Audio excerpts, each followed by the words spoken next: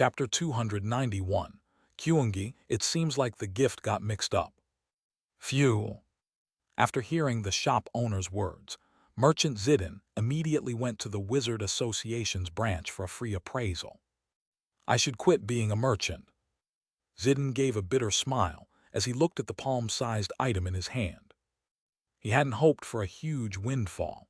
He just thought it would be nice if he could recover the losses from this business trip. Of all things, a cursed seed. The item Zidin had appraised was a seed of a plant called the dark bloom. As it grows, it attracts all sorts of dark and negative energies, making its surroundings gloomy and dark, hence the name dark bloom.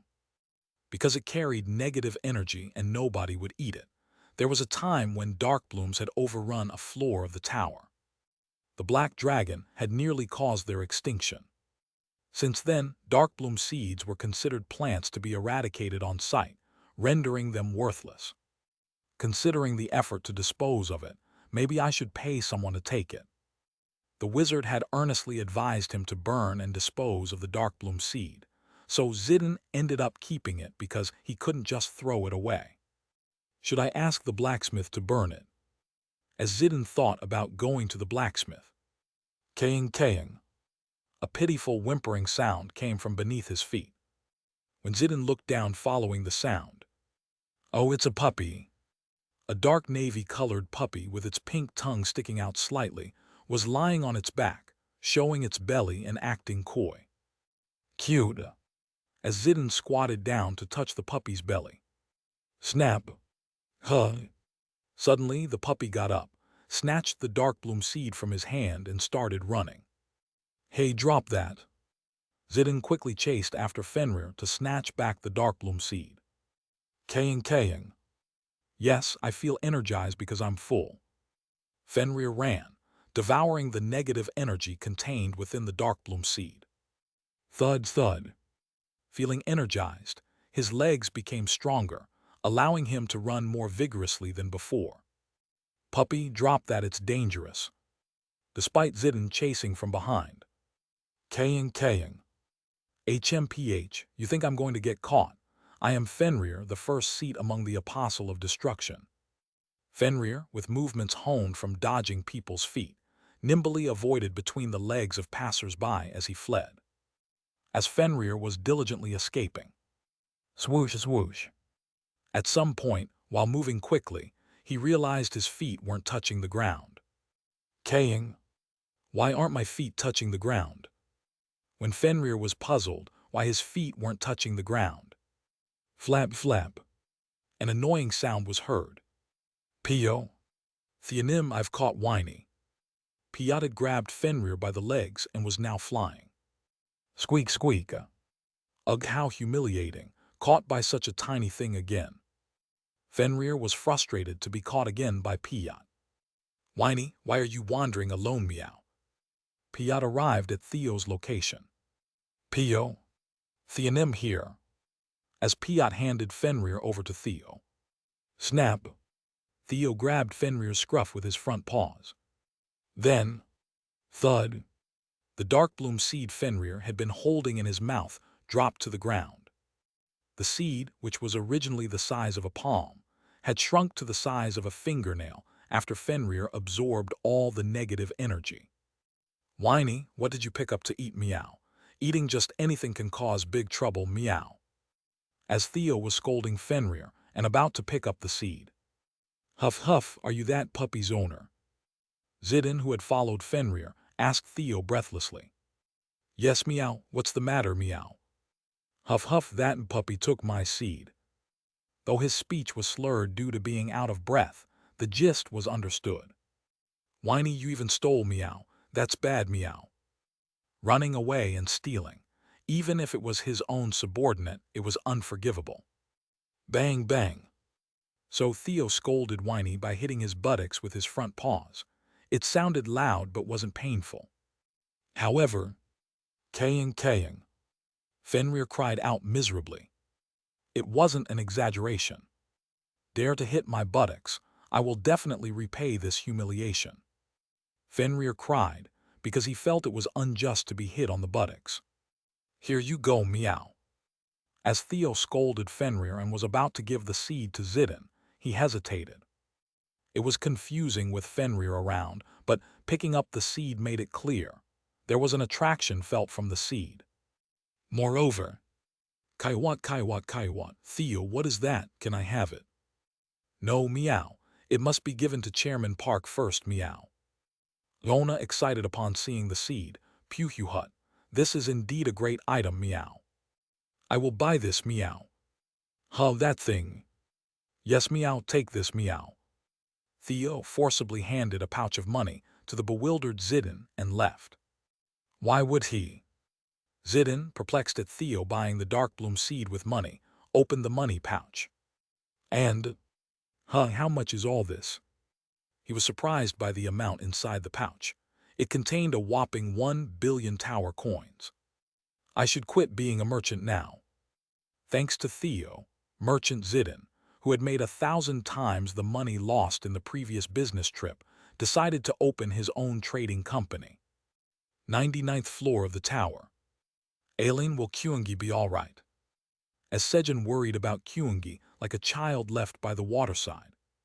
The tower's administrator says there's nothing more useless than worrying about others on the 99th floor of the tower, and told you not to worry. All right. Sejun was immediately convinced by Aileen's words. Thinking about it, now is not the time to worry about Kyungi. Kyungi is a beast with few rivals, even on the 99th floor of the tower. Kyungi going down to the 88th floor is like releasing a shark into a fish tank. It was right to worry if Kyungi might cause the extinction of the creatures on the 88th floor. Having such a conversation with Aileen, Sejun returned to the farm. Smell of the grapes. The farm was filled with the aroma of grapes. And then Sejun discovered the grapes densely packed on the branches of pottery. Hey, eat this and make more grapes quickly. Eat again. Just shut up and eat. Yes. Flamey pressured pottery to cheer up Sejun, who was worried about Kyungi. Of course, now he was worried that Kyungi might be wreaking havoc on the ecosystem of the 88th floor. Wow, let's harvest them all. Sejun hurriedly approached pottery and started to harvest. Tab. You have harvested 15 vitality-infused fragrant grapes. Your job experience points have slightly increased. Your proficiency in harvesting LV8 has slightly increased. You have gained 1050 experience points. He began harvesting the grapes. Thanks to this, Sejun was able to immerse himself in harvesting grapes and momentarily shake off his worries. Oh, delicious! While harvesting and occasionally eating the grapes. Dedada. Kueha Kyung. Haha, Daddy Kyungi is here. Kyungi came running excitedly. However, Kyungi, who said you could go to the 88th floor without telling anyone. Sejun didn't welcome Kyungi, but scolded him first. Then, Kyuyang. Dad is mad at Kyungi, Dad is mean. Kyungi cried sorrowfully. What are you crying for? Kyuyang. Kyungi went to get a gift for Dad, wanted to prepare a secret gift and make Dad happy. What, my gift? Only then did Sejun realize why Kyungi had gone down the tower without telling him. And I made a mistake. He realized his mistake. He should have asked why Kyungi went down the tower first. Kyungi, sorry. Daddy got excited because he was worried about you. Hug. Kyuyang. Daddy is mean, but Kyungi still likes Daddy. Kyungi, burying his face in Sejun's knees, exploded with sorrow in response to Sejun's apology. Pad. Sejun patted Kyungi's buttocks, waiting for his emotions to settle. After a while, grrr. Kyungi's stomach rumbled, indicating hunger. The sound was longer than usual, suggesting he hadn't eaten anything since lunch. Kyungi, want to eat dinner? Kyungi slightly lifted his head at Sejun's words, pondering whether to respond or not. It seems Kyungi is still upset. Then, today we're having Kyungi's favorite honey rice cakes, okay? Sejun played his trump card and Kyung. Yes, Kyungi is hungry. Honey rice cakes. Kyungi disarmed by Sejun's trump card. Kyung. Hehe, Kyungi wants to eat honey rice cakes quickly. Kyungi nestled in Sejun's arms as they headed to the kitchen. Munch munch. Lick lick. Kyungi, is it tasty?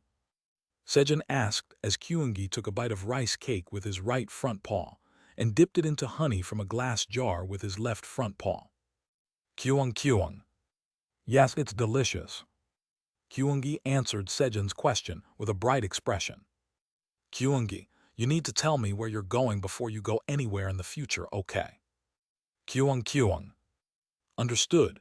Next time I will definitely tell you before I go. That's right, here, eat some more. Sejun brought out more rice cakes from the void storage. After finishing their meal, Kyung, Dad, I ate well. Kyungi gave Sejun a polite bow. Aguo, my baby is too cute. Hehe, Kyungi, shall we eat grapes for dessert with Daddy? Kyung. Hehe, yes. Let's do that. Sejun sat Kyungi on his lap, and they ate grapes together. Yum. Sejun ate grapes with one hand. Thump thump. And scratched Kyungi's belly with the other one. Click. Kyung. This is a gift for Daddy.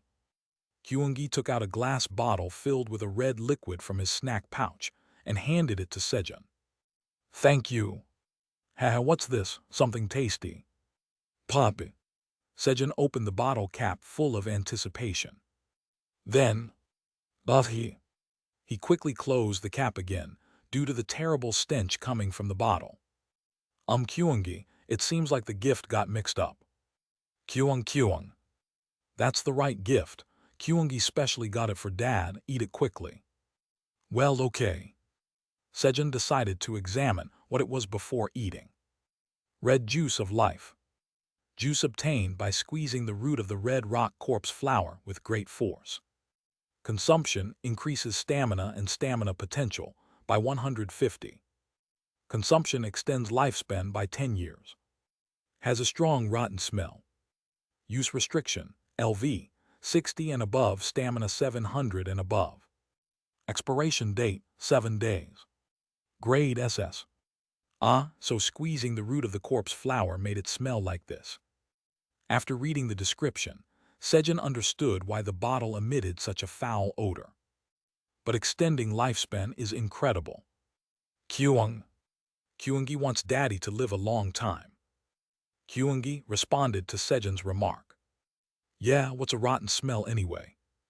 Gulp gulp. Moved by Kyungi's words, Sejun bravely gulped down the red juice of life. However, this is impossible. It was genuinely the worst taste ever. No, it didn't just taste bad, it wouldn't go down his throat. His stomach turned, almost bringing up what he had eaten. Kyungi, I'm sorry. Just as Sejun couldn't hold it in, and was about to spit out the red life juice. Chairman Park, I have arrived, meow. Boom. Theo, with Fenrir on his back, clung to Sejun's face and covered Sejun's mouth while pressing on both cheeks. Gulp. At the same time, the red juice of life was miraculously swallowed. You have consumed red juice of life. Your stamina and stamina potential have increased by 150 each. Your lifespan has increased by 10 years. Thanks to that, his lifespan was extended by 10 years. Phew. Sejun sighed in relief for not spitting out Kyungi's gift. Meow, Chairman Park just pooped from his mouth, meow. Kaiwo, that's not mannerly. Pio. Keikaing. Instead, he had to endure being misunderstood by the animals as having pooped from his mouth. Kyuiha. Yum. Only Kyungi, who had preemptively blocked his nose with telekinesis, continued to enjoy the grapes unbothered. Chapter 292. Your name is now Blackie. Purple Tower, 53rd floor. I found it. I must call Flamunum quickly. Veronica, who found the farm on the 53rd floor of the tower under the instructions of Flamey. Thud. As soon as she planted a piece of root given by Flamey into the ground, the root began to send signals to Flamey's roots. Meanwhile, swoosh, Veronica began dealing with the surrounding purple lizards. I have to do well even in such tasks to receive praise. Veronica, the tower farmer of the Purple Tower, who always gets scolded by Flamey for not being able to farm properly. Wanting to hear words of appreciation from Flamey, she wielded her dual daggers diligently and started slicing through the lizards, while Veronica was busily clearing the area. Bang, bang! A giant lizard appeared. What is that? Veronica was startled by the sight of the lizard's mouth. Wriggle, wriggle. This was because hundreds of tentacles connected to the lizard's tongue were squirming around its mouth. Arg die, crescent moon beheading. Unable to bear the disgust, Veronica swung her daggers in an X shape. Slish, slish. Two crescent moon-shaped energies from her daggers quartered the giant lizard's body. Thump! The giant lizard fell. Phew! Veronica felt relieved as the creature that gave her goosebumps died. Then, how dare someone kill my host? Wriggle, wriggle. Tentacles emerged from the body of the giant lizard, forming a shape. It was a fragment of the Apostle of Destruction, the sea-devouring monster, Kraken, occupying the sixth seat. However, what was inside it? Moonlight Soul Cleaver. Veronica, who had never encountered a fragment of the Apostle of Destruction before, thought of it as a parasitic creature inside the lizard, and quickly swung her dual daggers. Swoosh, swoosh. The released sword energies overlapped, creating a full moon-shaped energy with a saw-like edge that flew towards the Kraken fragment. However, chuckle, an interesting technique. King. The Kraken fragment easily destroyed Veronica's attack with just one of its tentacles. How could? As Veronica was baffled by the overwhelming power of her opponent. Swoosh! A tentacle from the Kraken fragment swiftly flew towards her, attempting to capture her. Then, rumble! The ground vibrated and thud! A giant root burst out of the ground, piercing through the body of the Kraken fragment. And then, fire blaze up. Following Flamey's words, "Arg to die like this." The Kraken fragment burned away and disappeared. Clang, leaving behind dozens of coins with tentacles drawn on them. Pig pick. Hee, should I say someone gave these to me on the way to the master? As Flamey was excitedly picking up the coin and thinking of ways to give them to Sejun. Thank you, Flamunum, for saving me. Veronica expressed her gratitude to Flamey for saving her life. Oh my, if it were our master, he wouldn't have even struggled with something like this. Flamey was about to say something to Veronica, but swallowed her words. Thinking about it, if Sejun were here, he would have been dead long ago. I'm sorry. Flamunum's master must be good at farming and strong. I admire him. Thanks to this, Veronica overestimated Sejun's abilities. Is this the farm? Yes. Good, let's start working. Rumble. Flamey moved the roots to create a boundary for the farm and began purifying the farm with the power of purification. Nom nom nom. It doesn't smell bad now, does it? Pew hut, you passed, meow. You don't smell like shit anymore, meow. Sejun passed Theo's breath test after eating dozens of vitality-infused fragrant grapes. And then, Vice Chairman Theo, but where did you find this one? Finally able to speak, Sejun asked Theo about something he was curious about regarding Fenrir. Kaying. I'm hungry, give me food. Pio. Stay still. Fenrir had tried to escape as soon as he woke up earlier, so Piot was holding the leash tightly. Pew hut, you mean whiny. I, Vice Chairman Theo, rescued it from the belly of an Apostle of Destruction, meow. So in return for saving it, it agreed to become my subordinate, meow. Theo answered Sejun from a very self-centered perspective. Really, is its name whiny? Sejun looked at Fenrir. This guy is just like me. Sejun felt an immediate kinship upon seeing Fenrir. He sensed a strong vibe of a sunfish, even more so than himself. For the first time, Sejun encountered a being infinitely weaker than himself. I'll protect you. Sejun, with his experience as a senior sunfish, decided to take care of Fenrir to ensure it wouldn't die. Now first, Sejun took out the black dragon scale, an essential survival item for sunfish, and used it on Fenrir. Swoosh! Fenrir's entire body turned black.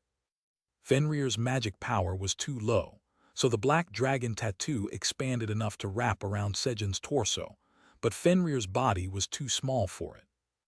As Sejun tried to fit the black dragon tattoo onto Fenrir's small body, the tattoo disappeared, and it just turned pitch black. Your name is now Blackie.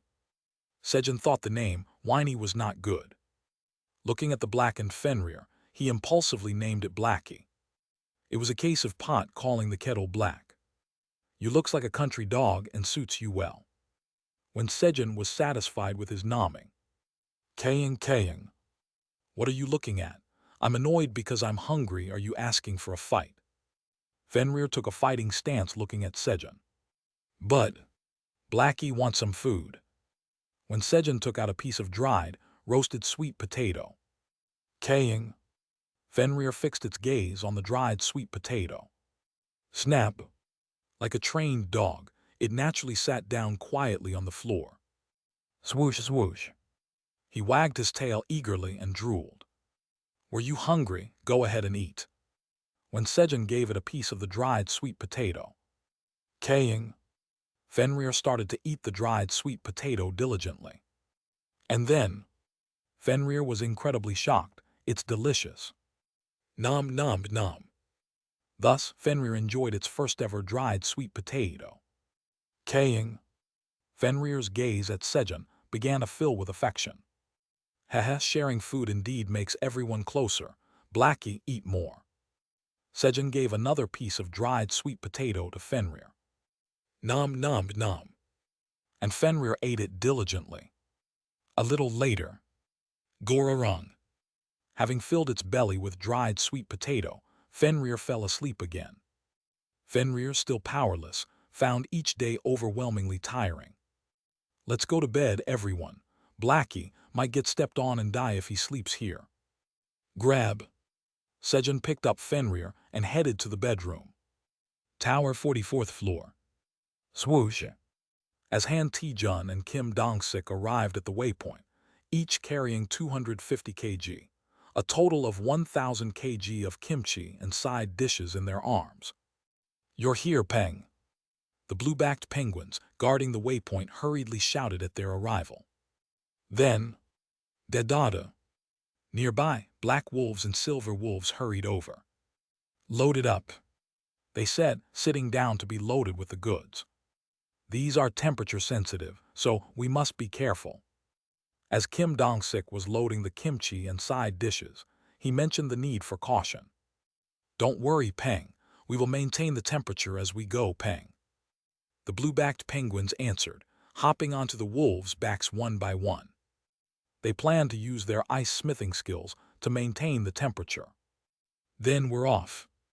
With that, the wolves, carrying the penguins and food for Sejun on their backs, hurriedly started running towards the 99th floor of the tower.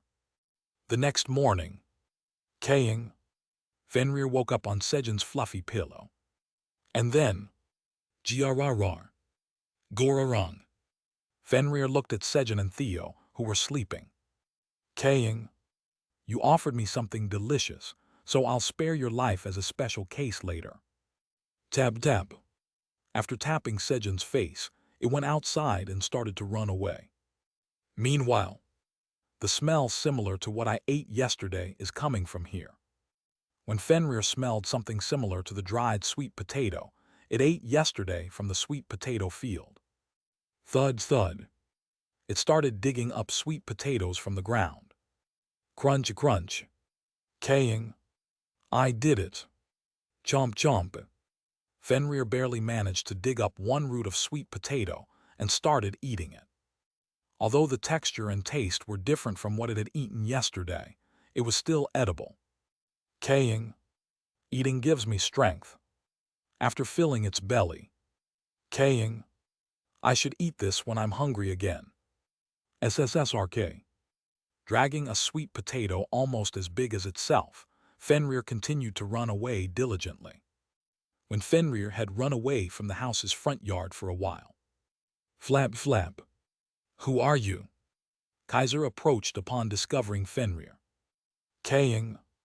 This is the energy of Kaiser. Fenrir froze with Kaiser's approach, being discovered as Fenrir meant certain death. Then, flap, flap.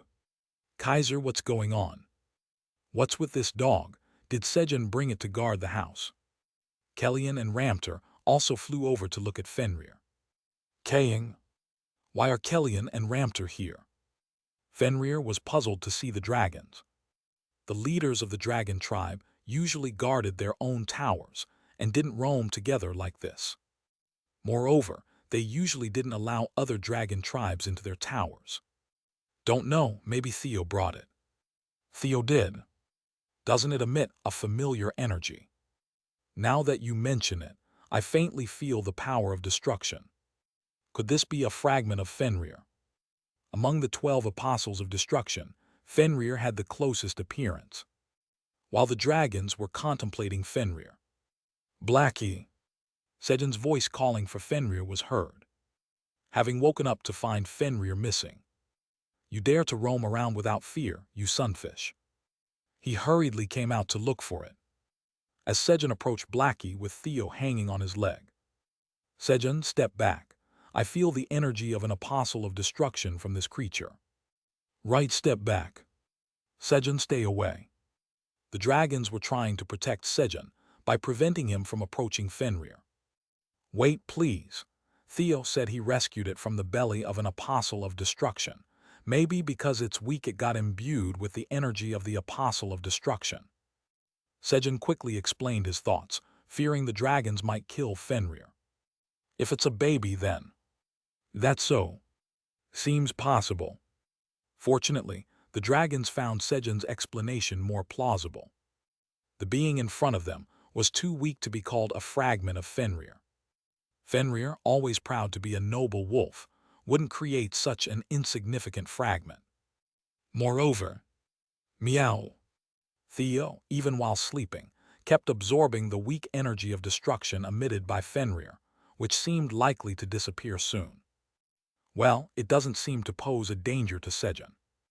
Thanks to this, Fenrir narrowly escaped death, deemed too insignificant by the dragons to harm the equally insignificant Sejun. As the dragon's suspicions faded. Here, try this. These are freshly harvested grapes and they are delicious. Sejun offered the dragon vitality-infused fragrant grapes. Meanwhile, thud thud. As the dragon's attention shifted to the grapes, Fenrir continued to run away diligently. Kaying. Oh, wait, this place is too strange. Realizing something was off about this place, Fenrir stopped in its tracks. Its goal was to obtain the black, round, oval fruit that Kaiser had eaten. There was no place as suspicious as this one, guarded by Kaiser and other dragon leaders. Kaying. Heh, I am indeed a genius. I've infiltrated the enemy's secret base without even realizing it. Thud thud. Praising itself, Fenrir returned and sat next to Sejun's leg, looking up at him. It absolutely wasn't because it wanted more roasted sweet potato. However, drip drip. Contrary to Fenrir's thoughts, drool was overflowing from its mouth. Then, whiz, Sejunum. The poisonous honeybee queen, having finished her royal jelly-making practice, called Sejun with black royal jelly in hand. And then, Kaying. That's it. Seeing the black royal jelly, Fenrir scratched Sejun's leg with its front paws. Kaying. Give me that, hand it over. Fenrir demanded the black royal jelly. It was black and round. It was definitely what it had been looking for. Blackie, you want this? Hehe, then you must eat it. Sejun, who was having trouble with the black royal jelly, grinned and happily placed the black royal jelly into Blackie's mouth. And then, killing. This is what Kaiser ate. Fenrir fainted from the bitterness of the black royal jelly. Chapter 293, Harvesting Persimmons. Hehe, I knew this would happen. Sejun felt an indescribable sense of satisfaction, watching Fenrir pass out after eating something bitter like himself. Swoosh. Sejun returned home, carefully placed the unconscious Fenrir on the bed, and covered him with a blanket. And then, swoosh. He marked the date he had missed in his haste earlier. The 73rd tally mark was completed. Above it were tightly packed 7 rows of 10 Chinese letter S each. Tomorrow marks a year. Swoosh. Sejun gently caressed the history of his 365 days etched on the wall. Should I start preparing for the party? He went outside to prepare for a party celebrating 1 year of survival. It was going to be a busy day preparing food for the animals invited to the party, because he planned to visit the farms on other floors to harvest crops. As Sejun stepped outside, Kyungi wants to help Daddy. Kyungi was waiting to help Sejun. But, gurgle. Kyungi's belly clock, signaling mealtime, interrupted Kyungi's words. Kyung. Haha, but Kyungi is low on fuel. Kyungi scratched his head and laughed awkwardly. Let's grab something to eat on the way and head out. Kyung. Okay. Clank. Sejun opened the void storage to take out some simple food. Kyungi eagerly followed Sejun into the void storage and filled his snack pouch. Shortly after, Toryang. Sejun called Toryang to head towards the location of waypoint. Master, we have arrived. Okay, thanks. Sejun looked down at his knees in response. Gororong. Kurorong. Kurorong. Pirorong. Animals that had eaten breakfast were sound asleep on his knees. Click, click, click. Sejun opened the void storage and carefully placed the animals on the storage floor without waking them up. And then, see you in a bit. Hee okay. He lastly put Flamey down from his shoulder and closed the door. Having become alone, Sejun placed his hand on the red crystal. Loading other floors saved waypoint. Saved waypoints of other floors 7. Minus 98th floor. Minus 85th floor. Minus 83rd floor. Minus 77th floor. Minus 55th floor. Minus 49th floor. Minus 44th floor. The floor Sejun could go to appeared. First, I should go see the persimmon tree. Sejun selected the 49th floor and disappeared, while Sejun was away from the 99th floor. Moo. The black minotaurs were controlling the entrance of Tower 99. It was to let in only those invited to Sejun's party. However, click. Here is the invitation to the Great Black Dragon's 1-year anniversary party. Beings appeared, offering a paper stamped with Theo's paw print as an invitation. Moo. What should we do? Moo. It's okay since it has Vice Chairman Theo's stamp. Despite feeling something was off, Minotaur 700 and Minotaur 800 accepted the invitation because Theo's paw print was clear, allowing visitors to enter the 99th floor. Here's the invitation. Invitation here. Thus, the two received the invitations and allowed one visitor after another into the 99th floor. You have arrived at the 49th floor farm. You have moved from the top floor, 99th floor, to the 49th floor. You have descended 50 floors. Due to the effect of title, retrogressor, all stats increase by 50. Sejun's 4 stats increased by 50 each, totaling a 200 increase in stats. Haha, feel pretty good. Sejun didn't feel much excitement other than feeling a bit better. This is because Sejun's total stats were close to 2,500. Adding 200 to 2,500 would make 2,700. Now, A 200 stat increase didn't make much difference to Sejun. Wow, there are so many sweet persimmons.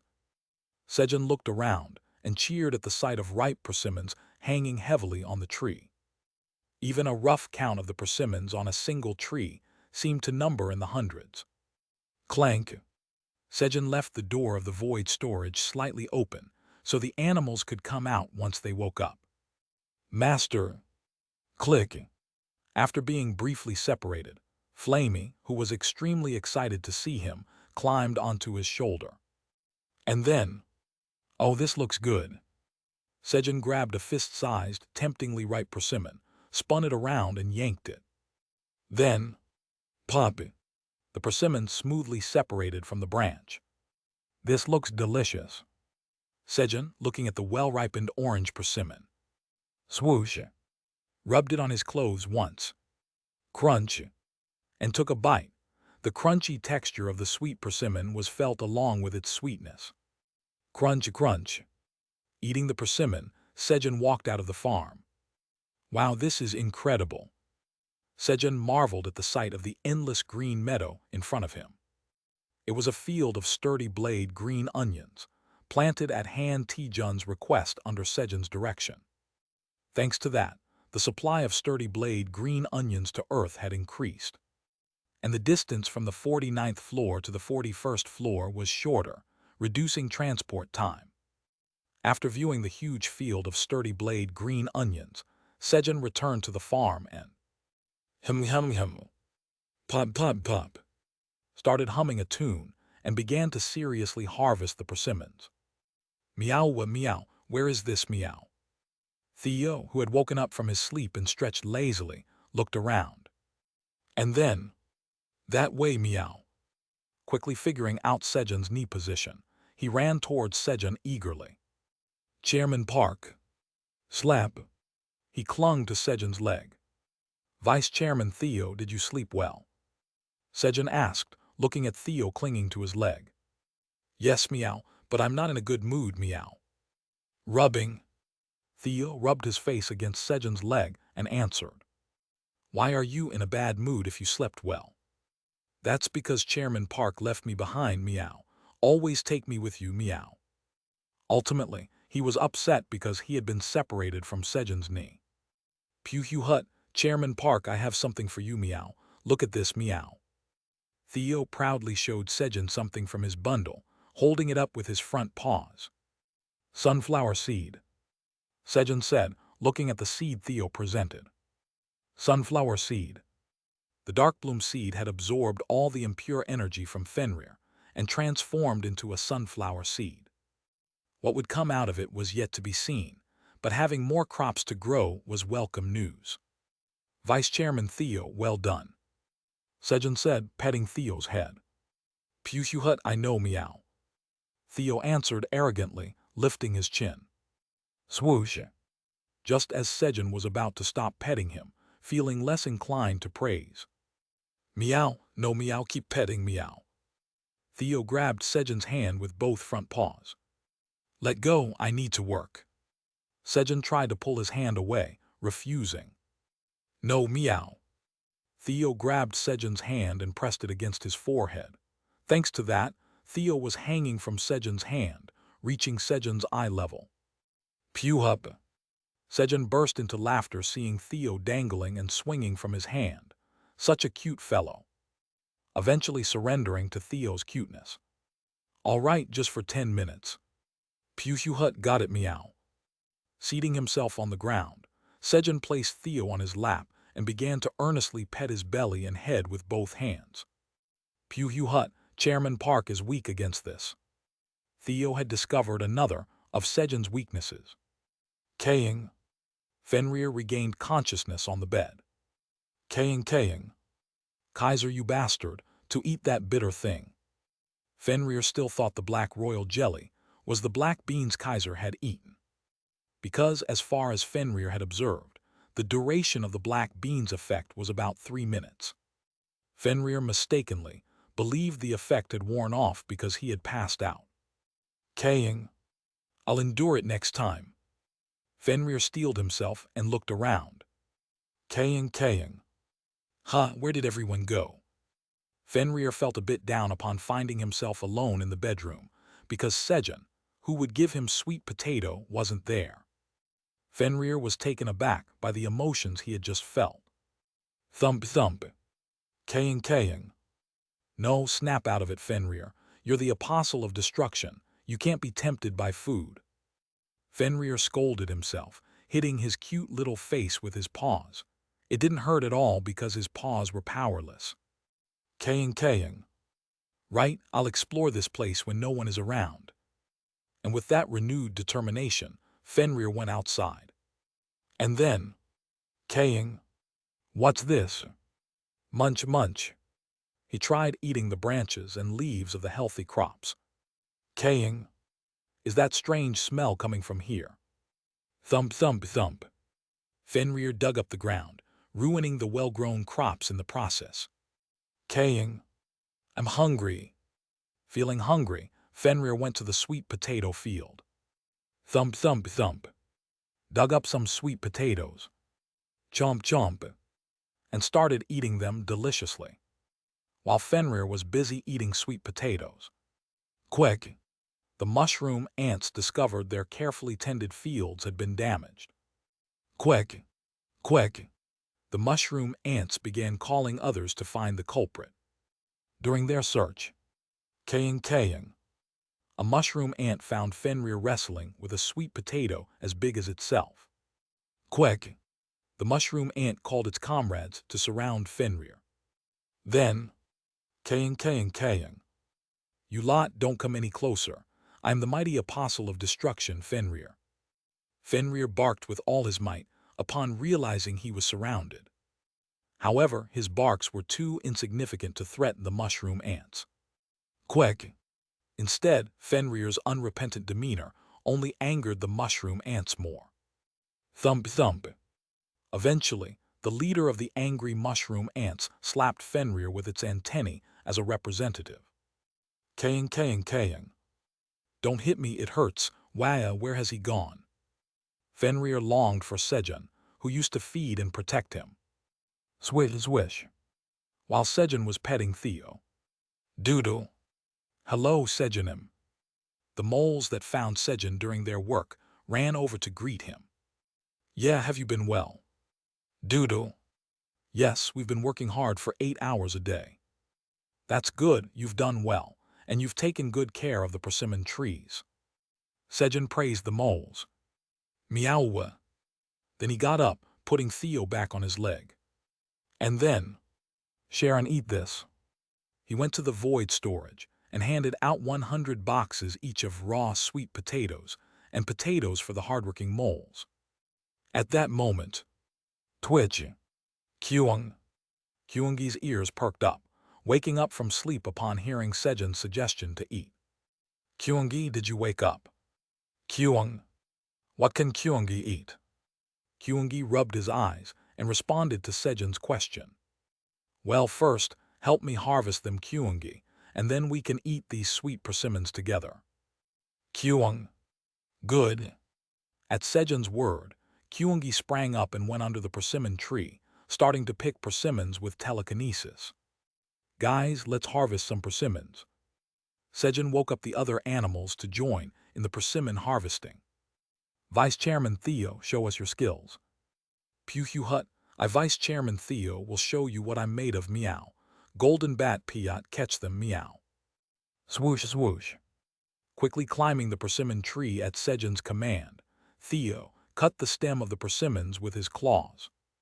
Yes, Pio. Got it.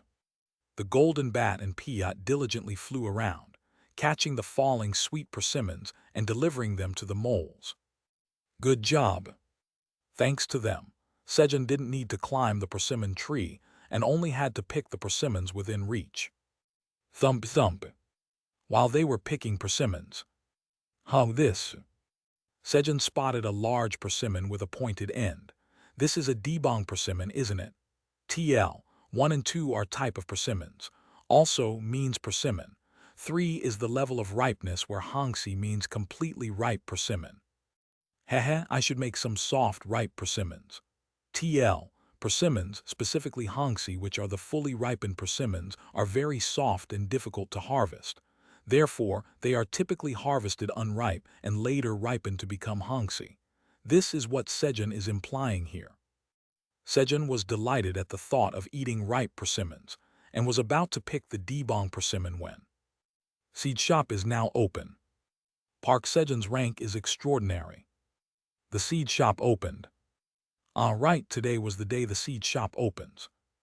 Sejun, who had been solely focused on the first anniversary party, had completely forgotten about the seed shop. Let's see if there's anything to buy.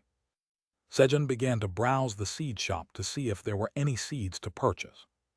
Chapter 294. This knee is yours for a month. Seed shop headquarters. Chaos Nim. Park Sejun, an extraordinary rank member, has visited the seed shop for the 10th time. Really? Then hurry up and display a congratulatory message and check if there's anything wrong with the items in the elixir shop. Chaos was excited upon hearing the subordinate's report, who was managing the seed shop. The elixir shop was the only channel through which the sealed gods could sell the elixirs they created to earn tower coins. Therefore, the gods were eagerly producing elixirs, waiting for their items to sell in the elixir shop. Because having tower coins was necessary to recover their lost divinity.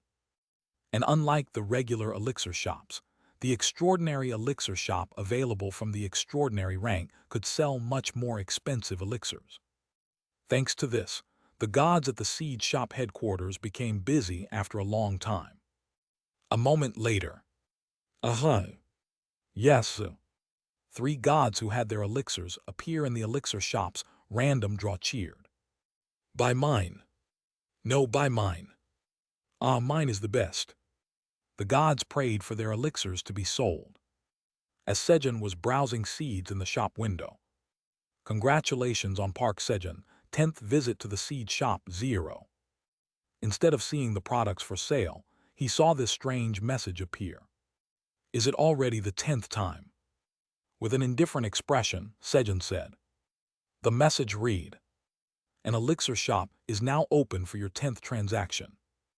An extraordinary elixir shop, matching Park Sejun Nim's extraordinary rank, is open. 3 types of elixirs are being randomly displayed for sale.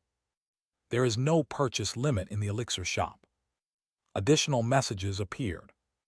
Elixir shop. When Sejun was puzzled. 3 drops of enhancing elixir, 150 billion tower coins. 1 drop of mutagen elixir, 300 billion tower coins. 10 drops of harvest elixir, 700 billion tower coins. The elixirs appeared before Sejun's eyes. The prices were astonishingly high. Why are these so expensive? Luckily, I have enough money to buy one. Fortunately, Sejun was relieved to have enough money to buy either the enhancing elixir or the mutagen elixir. Sejun's entire fortune was currently 300 billion tower coins, earned by selling 6 black beans to the dragons twice. Sejun originally planned to buy a power with this money, but Aileen dissuaded him. It had not been long since he had acquired the powerful power, extra life. It was too dangerous for Sejun, who was a sunfish fish, to be granted a new power at this state. It would be nice if I could see the contents. Sejun was hesitant to buy the elixirs because of the hefty price. Then, as if someone was listening, suddenly the descriptions of the elixirs appeared. Thank goodness. Relieved to be able to see the descriptions of the elixirs before spending money, Sejun started to carefully examine the elixirs. Enhancing elixir.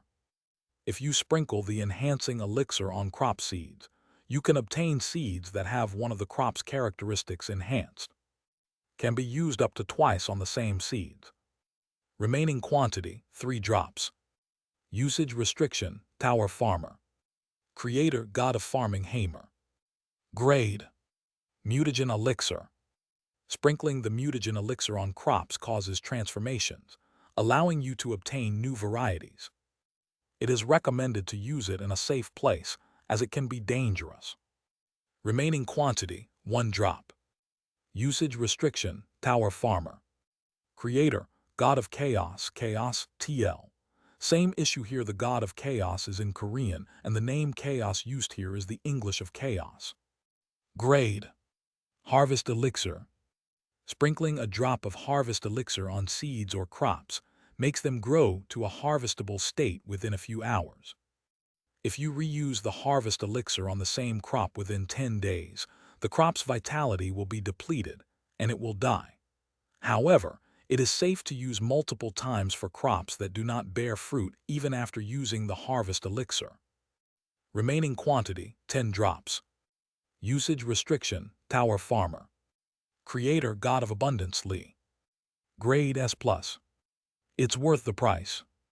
Although the efficacy of the elixir needed to be checked by using it, Sejun was somewhat convinced by the high price, given it was an elixir made by a god. And then, you have purchased 3 drops of enhancing elixir. A total of 150 billion tower coins will be withdrawn from Park Sejun-nim's account at the seed bank. After much deliberation, Sejun purchased the enhancing elixir. The mutagen elixir didn't appeal to him much. He already had one new variety secured in front of him, and he thought new varieties would eventually appear as he harvested more. The harvest elixir is what I need the most. It's a shame. Sejun looked regretfully at the harvest elixir in the shop window. The sticky corn he planted a few days ago, the sunflower seed Theo gave him just before. And because by using the harvest elixir on the seeds obtained from the debong persimmon would allow him to quickly secure many more seeds. Plus, I can grow our flamey. Hee. When Sejun was feeling regretful while watching Flamey happily basking in the sun. Pew-hut. Theo began to laugh at such Sejun. It's time for me to step in, meow. What's wrong? Why are you laughing, Vice Chairman Theo? Sejun's mood slightly soured at Theo's laughter. Then, Pew-hut Park Chairman need money, meow. I have money, meow. Russell. Theo spilled bags of money from his bundle. How much is all this? Vice Chairman Theo, did you rob a bank or something? Sejun was astonished as he counted the money Theo had taken out. The amount inside the money bags was almost 1 trillion tower coins. It was an amount that couldn't be explained unless a bank had been robbed. No, meow, I earned it, meow. Precisely, it was money earned by selling Sejun's party invitations. All this money was earned by Vice Chairman Theo. Pew-hut, that's right, meow. So Chairman Park should count on me for such things, meow. Although Theo became arrogant again. All right, I'll count only Vice Chairman Theo from now on. This time, Sejun wasn't sulky and complied easily. Vice Chairman Theo, this knee is yours for a month. Instead, he offered his knee to Theo. Pew-hut, really, meow. Yes. Chairman Park, I'm moved, meow. Hug. At Sejun's words, Theo, who finally got to monopolize Sejun's knee, hugged it tightly and was touched. And then, purchase. You have purchased 1 drop of mutagen elixir. A total of 300 billion tower coins will be withdrawn from Park Sejun-nim's account at the seed bank. You have purchased 10 drops of harvest elixir. A total of 700 billion tower coins will be withdrawn from Park Sejun-nim's account at the seed bank. In the meantime, Sejun purchased both the mutagen elixir and the harvest elixir with the money Theo earned by selling invitations. 66th floor of the tower. Is this really an invitation to the grand party of the Great Black Dragon? Yes, that's why I made a lot of them so that all of our kin could participate. The ruler of the Red Orcs, Giant Fang, was answered by Skilled Hand, who showed him a tremendous amount of counterfeit invitations he had made. A black dragon tattoo drawn as intricately as Theo's paw print. It was identical to the point that no one could doubt it. Perfect. Giant Fang compared the original and counterfeit invitations, expressing satisfaction. Chehaha. With this, all of our clan can participate in the Great Black Dragon's party. Yes, that's right. That's right, Skilled Hand. Suddenly, Giant Fang had a brilliant idea and spoke to Skilled Hand. Yes, Giant Fang Nim. Make more counterfeit invitations. What? But I've already made all the invitations the red orcs will use. I know it's not for us to use. Then, we distribute the invitations to everyone who wants to participate in the Great Black Dragon's party and make known the generosity of our red orcs to the Black Tower. Chehahaha. Oh, that's a brilliant idea. The red orcs had no concept that what they were doing was a crime. Thus, the counterfeit invitation stamped with Theo's paw print spread throughout the Black Tower. Thanks to this, the number of participants coming to the 99th floor with invitations stamped with Theo's paw print suddenly surged. And then, moo, did Vice Chairman Theo invite so many to the party? Moo moo. Right, this is a bit strange. Let's report this to the Minotaur King. It was too late when Minotaur 700 and Minotaur 800 sensed something was amiss. Thump thump. Moo moo. You fools, what's happening when you were supposed to guard the entrance? The Minotaur King hurried over upon seeing the bustling 99th floor. Tab. After completing the seed shop transaction and harvesting the debong persimmon, you have harvested debong persimmon of accuracy. Your job experience has increased slightly. Your proficiency in harvesting LV8 has increased slightly. You have gained 70 experience points. You have achieved the feat of creating a new variety in the tower. As a job trait, all stats increase by 10. Messages appeared in a row. Haha, shall we see the effects? Sejun smiled as he examined the debong persimmon of accuracy. Debong persimmon of accuracy. A persimmon grown inside the tower, it is sufficiently nutritious, soft, and sweet. When consumed, the accuracy rate of attacking an enemy greatly increases for 5 minutes. Over time, the exterior becomes mushy. Cultivator, Tower Farmer Park Sejun. Shelf life, 150 days. Grade A. Oh, it increases accuracy. After reading the description, Sejun placed the debong persimmon of accuracy in the void storage. He planned to use the harvest elixir on it later when he returned to the farm along with other seeds. Then, Kyungi. Dad, all the persimmons have been harvested. Kyungi came over after putting all the persimmons into the void storage. Good job. Sejun quickly hugged Kyungi, worrying that Kyungi might cling to his leg and fight with Theo. And then, Toryang. Sejun called for Toryang and returned to the waypoint with the animals. The next destination was the Tangerine Farm on the 85th floor of the tower. The Peach Farm on the 55th floor and the Banana Farm on the 77th floor were skipped, as the rabbits and monkeys would bring them. 4th floor of the tower. Clatter, clatter. A black skeleton squatting down brought its hand close to a grape sprout that had just sprouted. Wung. Pop. Green light shone, and the grape sprout grew rapidly, turning into a grapevine in an instant. As expected of the king of farming, the hunters working part-time murmured as they watched the black skeleton that could instantly grow grape sprouts into grapevines. Thud. The king of farming, who had used its ability, suddenly knelt down and took a praying posture. If it prays in this state for a few days, it will regain the power to grow another grape sprout into a grapevine. The king of farming didn't know its name, how it could grow crops, or why it needed to pray to regain power. It simply acted according to the memories engraved in its soul. O great God! As it earnestly prayed to a God whose name it couldn't remember today. My child, do you hear my voice? A voice speaking to the king of farming's soul. Yes, I can hear you, but who is speaking to me?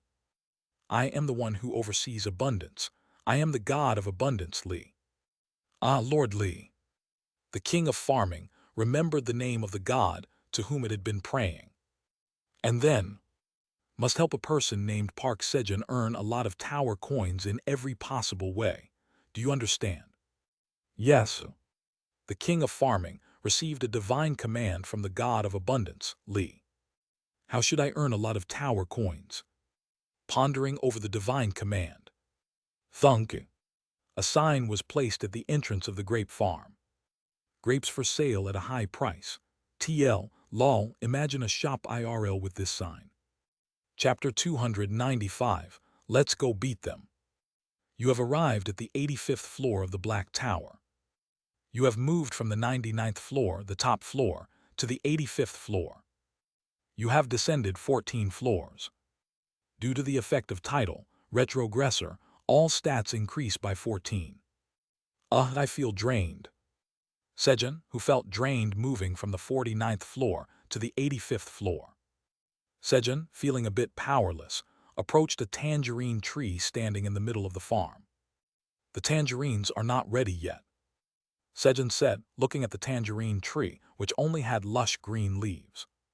Normally, he should have just turned back and returned to the 99th floor, but now I have this. Plop. Sejun took out a glass bottle containing a solution emitting a soft green light and opened the lid. And this drop is worth 70 billion tower coins. He tilted the bottle with extreme concentration. Money aside, if he accidentally drops 2 drops, the tree could die from vitality depletion. By the way, this tangerine tree is the last tangerine tree in the Black Tower. Meaning, if the tangerine tree in front of him dies, tangerines will be extinct in the Black Tower. He could never eat them again. That can't happen. I will definitely eat them. Sejun had already made plans to create a winter vibe by building an igloo using ice cubes, covering himself with a warm blanket, and snuggle around with the animals while peeling and eating tangerines. Drip. With high concentration, he managed to drop only 1 drop of the harvest elixir on the tangerine tree. Then, pop, pop, pop. Buds formed on the branches of the tangerine tree, quickly blooming flowers and beginning to grow fruit. Good. Sejun confirmed that the tangerines began to grow. Since it would take a few hours for the tangerines to grow enough to be harvested, he looked around the farm. Wow, it's completely clean. Endless acres of fertile land. Thanks to the black minotaurs turning over the soil up to tens of meters deep in search of kudzu roots, the soil became very fertile. Of course, the kudzu was completely extinct because of the black minotaurs on the 85th floor. Golden Bat Piot, please help me. Yes. Pio. Yes. Can't waste this good land. Sejun, driven by his farmer's instinct, had the golden bat and Piot scatter corn seeds. Flap, flap. Flutter, flutter. While the golden bat and Piot were flying around scattering corn seeds. Tab, tab. You have obtained corn seeds. Your job experience has increased slightly. Your proficiency in harvesting LV8 has increased slightly. You need to use the seed harvesting skill, 871,821, more times to complete the job quest. Sejun harvested corn seeds from the corn stored in the void storage for the golden bat and Piot to scatter. While the 3 of them were working. Meow, meow, meow. Theo lay on Sejun's lap, stretching out lazily. Kurorong. And Iona kept sleeping on Theo's tail. For reference, Iona has been with them since the 75th floor. Lastly, Kyungi was. Bam! Just staring at Sejun's hand. Specifically, at the corn stalk from which Sejun was removing the corn kernels. Kyungi was utterly charmed by the sweetness that increased the more he chewed the corn stalk. Papi. Once Sejun had removed all the corn kernels from the corn. Kyung.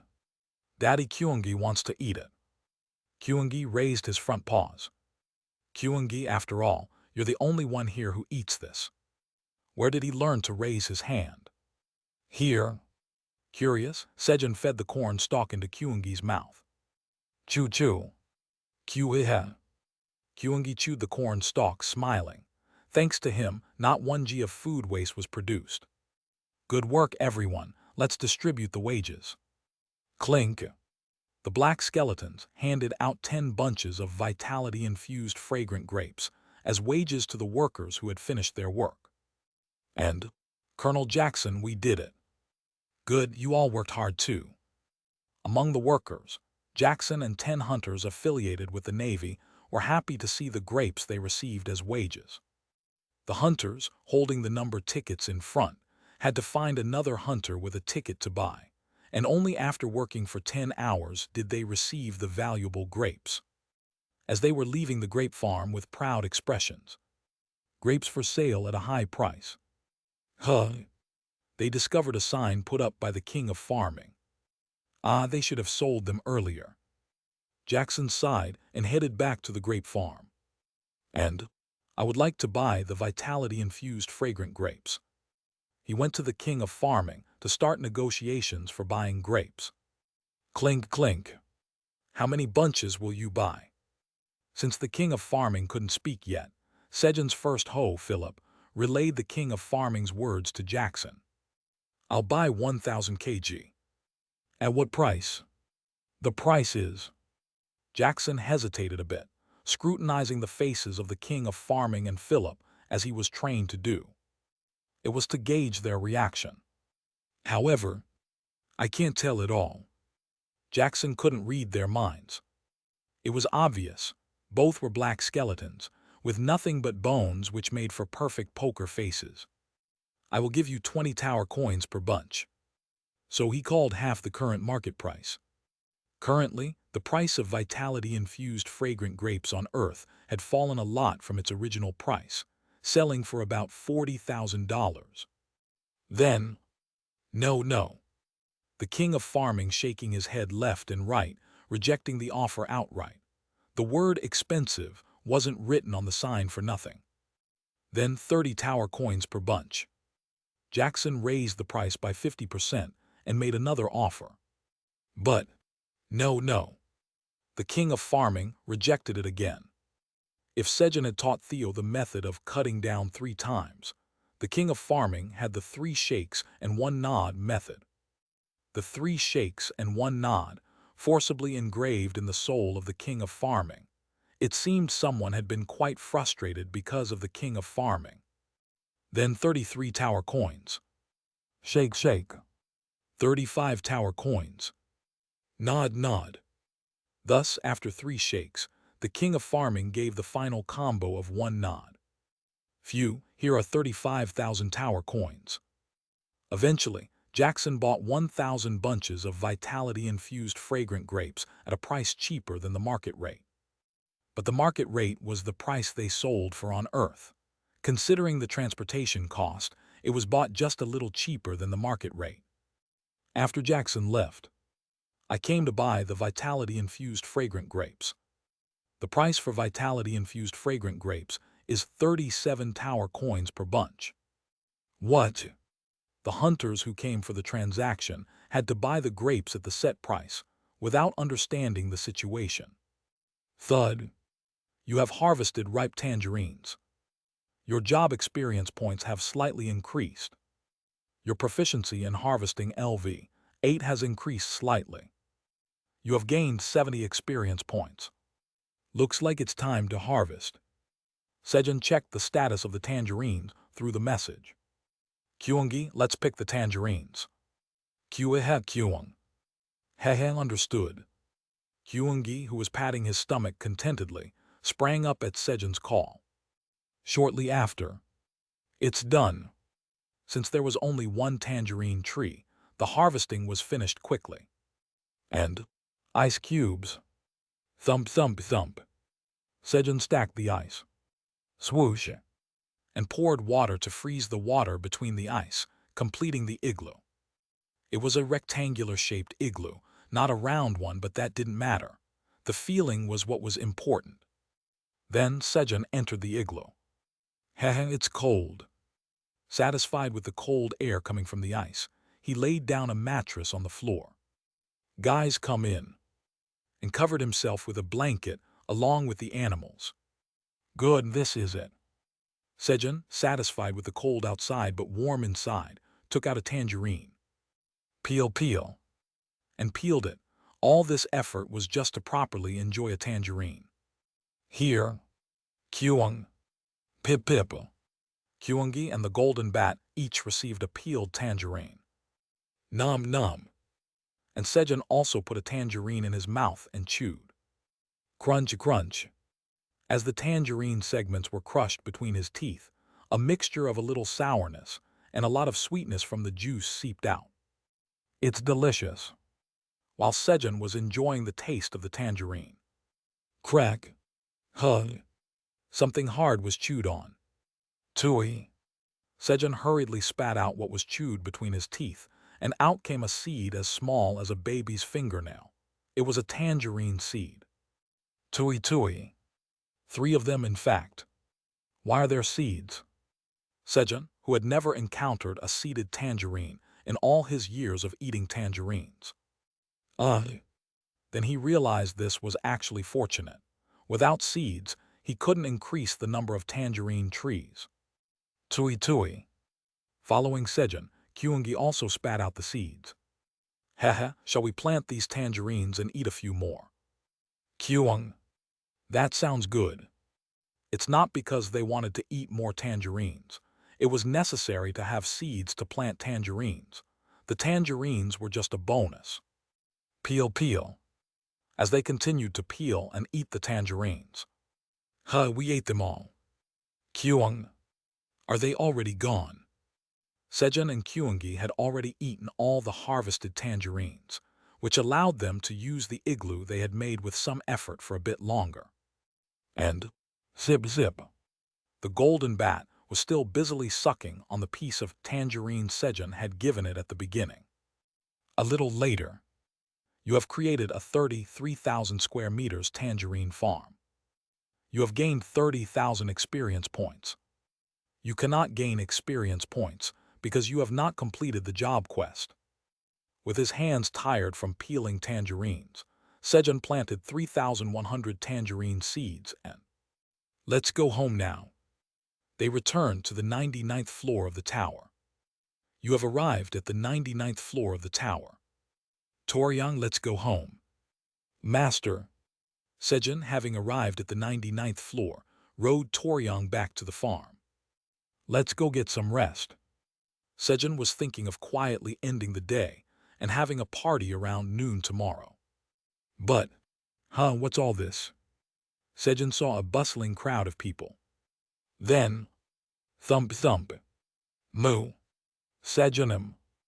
Minotaur King hurried over after spotting Sejun.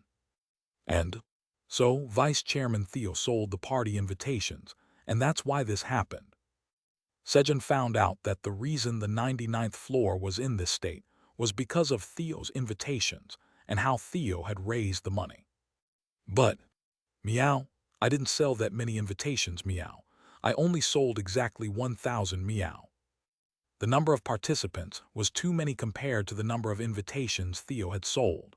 Someone must have forged the invitations. Dare to disrupt my party. Theo-son, this is a case of forgery. Let's find the culprit. Pew hut, worry not, Sherlock Sejun, meow. I can recognize the original invitations, meow. Theo quickly adapted to the situation play, now familiar with such scenarios, in response to Sejun's words. But how can you tell which are the originals? That's because, to imprint the stamp with the black dragon tattoo, magic power must be infused. In other words, Theo's unique magic power was contained in the invitations he made. Really? So we can tell if they're original by looking at the invitations. Pew hut, yes, meow. But how can we find them all here? There were almost 1,000,000 participants in the tower right now. Only 0.1% of them had the original, meaning it would take a whole day to find the culprit. Then, Kaiwo, don't worry, I'll help you. Yona, who had been asleep, woke up furious upon hearing that Theo's invitations had been forged. Kaiwo, let the power of magic find the energy I seek. Mana scan. As Yona used her magic, a blue wave spread out from her, searching for Theo's energy. And, marking. Yona used another spell to mark those with Theo's original invitations in blue, and all others in red. Kaiwo, done. Let's go beat them up now. Yona, exuding a murderous aura, was ready to scold the participants with forged invitations. Yona becomes even more aggressive when it comes to matters involving Theo. But, Hut, wait a moment, Iona. Theo stopped Iona in her tracks and, swoosh, pulled out a bundle of contracts from his bundle. And, those with red marks on their heads, you've done wrong, so come this way, meow. He began to collect stamps from those with forged invitations. Hut, a lot of excellent slaves have been made, meow. There are too many, help me, meow. Since there were too many people, Sejun, the animals, and the black minotaurs also joined in. Thus, the holders of the forged invitation became slaves for a year. I don't want to, why should I? There were some who resisted, but Kyung, Kaiwo, Mu, Kyungi, Iona, and the Minotaur King, the trio of destruction, exuded murderous intent, quickly calming them down. Kaiwo, confess nicely now. It won't be fun if I have to find you later. I'm sorry it was me. I'm sorry. Under Iona's murderous threat, the main culprits, including the red orc giant Fang and skilled hand, were quickly caught. Just as they were smoothly catching the main culprits behind the forged invitation and processing the slave contracts, Master Blackie is being attacked. Flamey reported Fenrir's anomaly to Sejun. Chapter 296, You fool, it's this way. Plod. Flamunum, someone is heading towards Sejunum's house. It's a thief. When Pottery reported the thief infiltrating Sejun's farm. How dare they enter the master's farm? Flamey was furious. However, aren't you going to catch the thief? Let's just watch for now. No action was taken. This is a chance to see if Blackie, who has been emitting a bad vibe since Theo brought him, is trustworthy. Flamey couldn't trust Blackie. So Flamey decided to test whether Blackie could continue to stay by Sejun's side. Blackie, what will you do? Flamey watched Fenrir.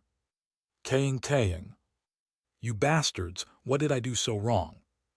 Fenrir, who had been hit on the butt with a mushroom ant's antennae, gritted his teeth in humiliation and sat in front of Sejun's house, very quietly.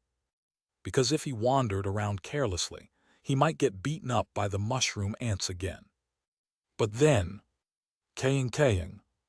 I am Fenrir, the god-devouring wolf, first seat among the apostle of destruction. Bring it on. Fenrir quickly regained his confidence and, thud, started exploring the farm again with vigorous steps, as Fenrir was diligently moving around the farmland. Plod. Something approached with cautious steps. It was not visible, but it felt close. Kaying. How dare you enter my territory without fear? Back off. Fenrir barked loudly towards the direction of the intruder. Suddenly, the thief revealed himself from thin air. What is this dog? There must be something over there. Thump. Kick. The thief kicked Fenrir away and tried to enter Sejun's house. But, Kaying. That's the house of the guy who gives me tasty things, and I am the apostle of destruction, Fenrir. Grr. Fenrir, wanting to repay the kindness he received, bit the thief's foot with all his might. He wouldn't let him go. This damn dog, I'm already so annoyed.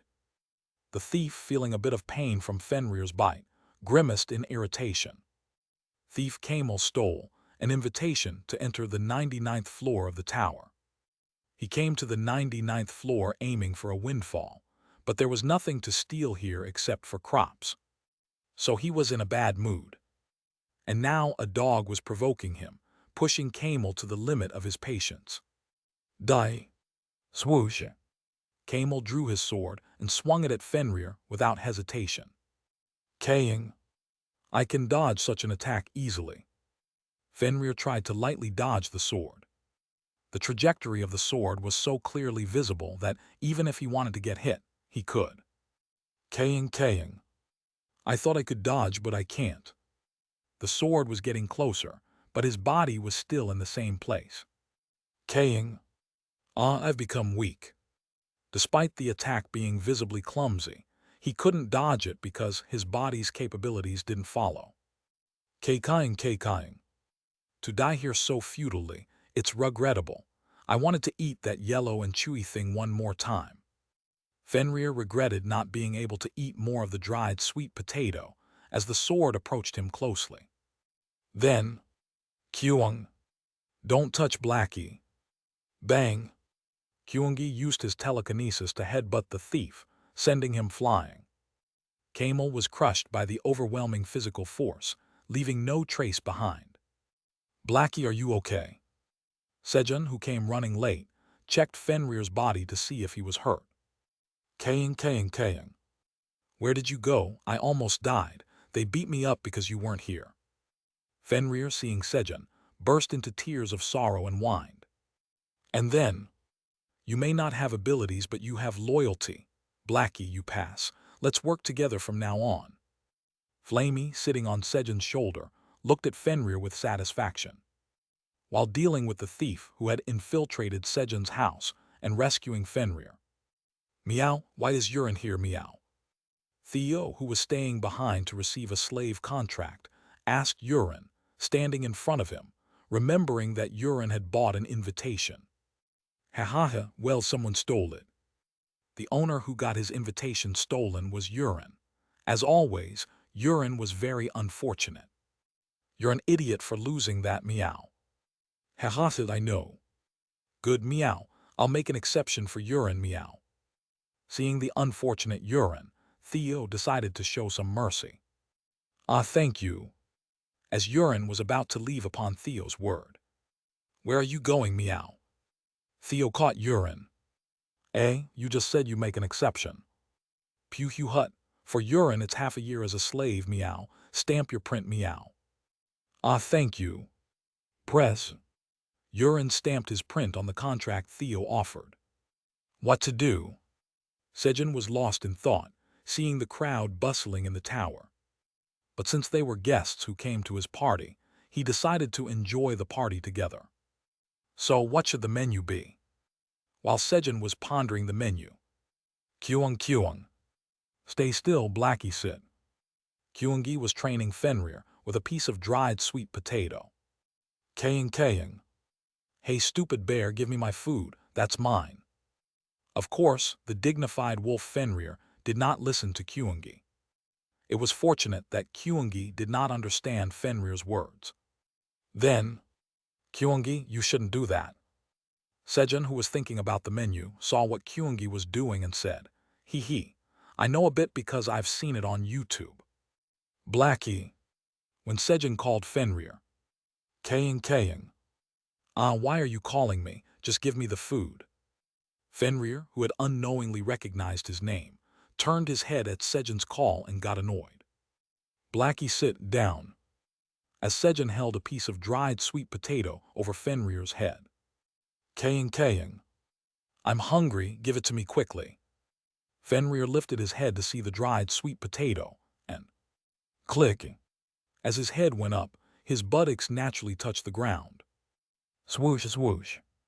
Wagging his tail vigorously and scratching the ground was a bonus. Blackie, good boy here. When Sejun praised Fenrir and gave him the dried sweet potato. Kaying. It's food. Chomp. Fenrir eagerly ate the dried sweet potato from Sejun's hand. And thump. Kaying. I've finished eating. Do you think I'll be full with this? Give me another. Fenrir, who had quickly eaten a piece of dried sweet potato, hit Sejun's foot with his front paw, calling Sejun. Blackie, sit. Sejun trained Fenrir to sit again. Kaying. Annoying. Following Sejun's command, Fenrir sat down again with his buttocks. Oh, I must be a genius. I trained it to sit in just 2 tries. Sejun, who had only seen sitting training a few times on YouTube. Realizing that Fenrir had successfully sat down with his training, he thought, was this my true calling? Come to think of it, there are many animals around me. To some extent it was true, but not this time. It was just that Fenrir was smart. Blackie, sit. Kaying. Just give it to me, I'll do it because it's you. Fenrir had perfectly mastered sit. Kyung. Fenrir, sit. Kaying. Don't make me laugh. Fenrir didn't even pretend to listen to Kyungi's words. Kyung, Blackie, if you don't listen to Big Brother, you'll get in trouble. When Kyungi tried to scold Fenrir with a stern face. Thud thud. Fenrir hurriedly climbed onto Sejun's left foot. Kaying. Hey, that guy is bothering me, scold him. Fenrir whined for protection while scratching Sejun's leg. Fenrir recognized Sejun as his protector. Purple Tower, 53rd floor. Stagger. Veronica, who had gone to the 99th floor of the tower at the summons of Tyr Peton, the leader of the Purple Dragons, walked towards the farm with a precarious gait. Then, cough. Veronica coughed and vomited a tremendous amount of purple blood. The ground soaked with purple blood. Sizzle. Even the land, already containing considerable poison, began to dissolve, unable to withstand the extreme poison in Veronica's blood. Swoosh. Phew, I'll need to recuperate for a few days. Feeling a bit better after vomiting blood, Veronica started walking towards the farm again with unsteady steps. A few hours earlier. Flammunum, Lord Tyr has summoned me, so I will be back shortly. Okay. Veronica was summoned by Tyr Peton. Tyr had called Veronica to check if she had found any crops effective for dragons. Fortunately, with Flamey's help, Veronica had found a few crops and here they are. Confidently presented the crops to Tyr. However, are you ignoring my words? Bring me crops that are effective for dragons, not this tasteless garbage. Tyr, having tasted the crops, was furious with Veronica. The crops Veronica brought had no effect on dragons and were also tasteless. Roar! Angered, Tyr's energy surged, and the poison contained in his aura spread around, poisoning Veronica. Veronica arrived at the farm on the 53rd floor in a poisoned state. Flammunum, I'm back, I need to rest. Thump. As soon as she reached the farm, Veronica leaned against Flamey's roots and lost consciousness. Veronica, are you okay? Flamey called out to Veronica, but Veronica was already unconscious. Oh, Veronica, you've been poisoned. Don't worry, I'll detoxify you, yay. After examining Veronica's body, Flamey detoxified the poison accumulated in her body with the flames of purification. However, why is the skin color changing? The purification power was too strong, and Veronica's dark skin turned stark white. The toxins that Veronica had painstakingly balanced through the principle of Mithridatism to build up her poison resistance were cleanly detoxified. A few moments later, why?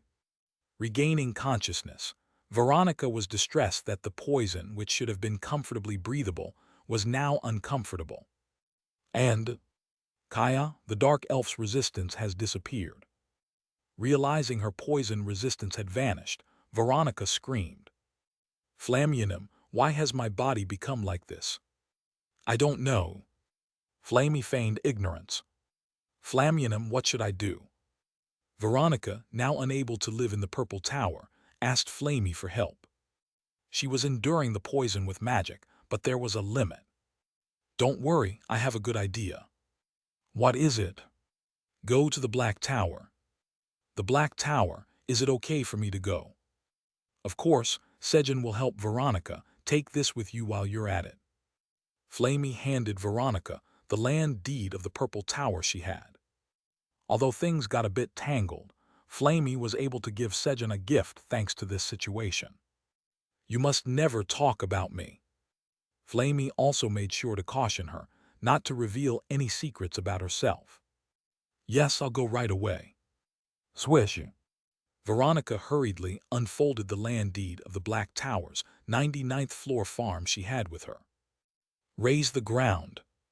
As Sejun tapped the ground with Myler's hoe. Boom! A giant fire pit was created in the front yard. With as many as 1,000,000 participants in the party, a giant fire pit was necessary since the scale could not be handled in a regular kitchen. Kyungi. Kyung. Got it. Thump thump. Following Sejun's command, Enlarged Kyungi placed a supersized pot on the fire pit. It was a crab shell pot. Kaisernim, could you please fill it with water? Understood. At Sejun's request, Kaiser flew over and filled it with water and snap! Sejun lit the fire in the pit with a flick of his fingers. Whoosh! As they waited for the water to boil, the rightful owner holding the land deed of the Black Tower's 99th floor farm has appeared. If you do not wish to lose the farm you've worked hard for, defeat your opponent. A message appeared. What, a rightful owner? Of course I'll defeat them. As Sejun looked around to find the target to suppress, he saw a being with a height of 3 meters, stark white skin and a muscular body. It was Veronica. A tremendous feeling of intimidation came from Veronica. She's strong. Just as Sejun was about to hurriedly call Kyungi. Click. It is an honor to meet you, Lord Sejun, the tower farmer of the Black Tower. I am Veronica, the tower farmer from the Purple Tower. Veronica knelt and paid her respects towards the enlarged Kyungi, shouting out her introduction. Kyung. Hey stupid, this way. Flap flap. Flamey hurriedly shook her leaves from Sejun's shoulder. However, droop. Sejun's heart was already broken. Chapter 297, Something's Wrong Here. Is this the Black Tower? Impressive. As soon as she arrived on the 99th floor of the Black Tower, Veronica admired the various types of crops and the vast farm that came into view. Then, a quest has been generated. Quest, eliminate or negotiate with Park Sejun and his group, who have illegally occupied the farm in the Black Tower and reclaimed the rights to the land. Reward, recognized as the rightful owner of the 99th floor farm of the Black Tower. A quest message appeared in front of Veronica. Park Sejun and his group. What's this about? Reading the message, Veronica looked around in confusion, hurrying to find Sejun to clear up the misunderstanding, lest she be mistaken for an enemy come to steal the farm. Who is Sejun Nim? Growing anxious, Veronica thought. That person must be Sejun Nim. Veronica greeted someone who, to anyone's eyes, seemed to exude the powerful aura of a tower farmer. But, click. Kyung. Dad is over there. Kyungi's dad's name is Sejun. The being she greeted was not Sejun, but Sejun's son. What? Doomed, trying to avoid misunderstanding, Veronica ended up insulting the other party. She quickly turned her head in the direction pointed by Kyungi's front paws. Flap flap. Veronica, it's this way. Only then did she see Sejun and Flamey, who was busily flapping leaves on Sejun's shoulder. Sejun Nim, I'm sorry I didn't recognize you. Veronica hurriedly apologized to Sejun.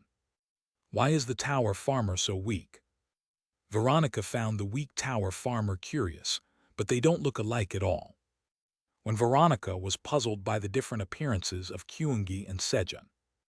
It's okay, it can happen, but what is a tower farmer from the Purple Tower doing here? Sejun spoke to Veronica with a voice full of wariness, slowly moving towards Kyungi.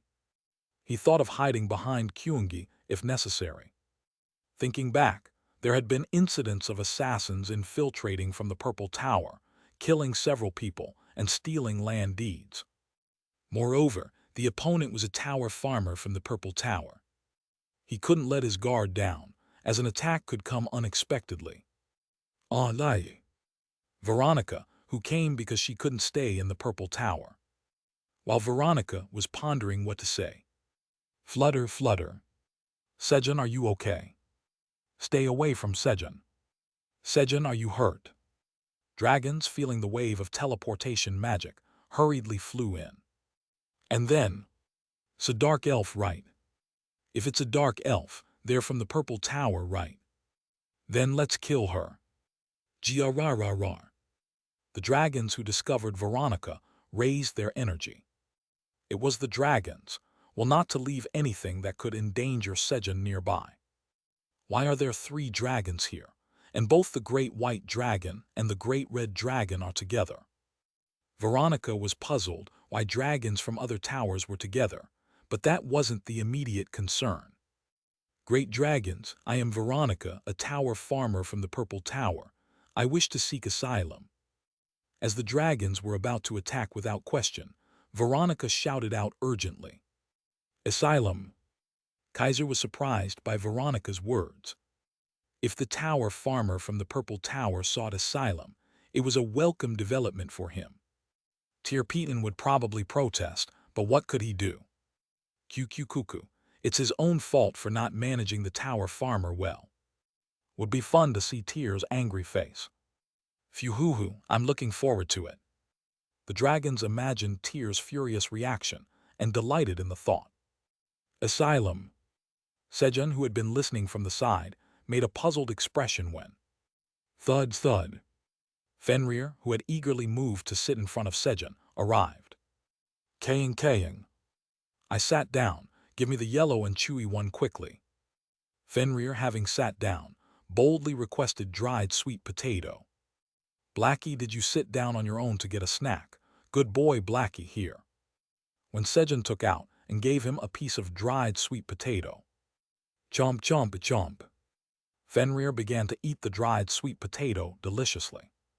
I want to eat some too. Sejun, enticed by Fenrir eating deliciously, put a piece of dried sweet potato in his mouth. Kyung.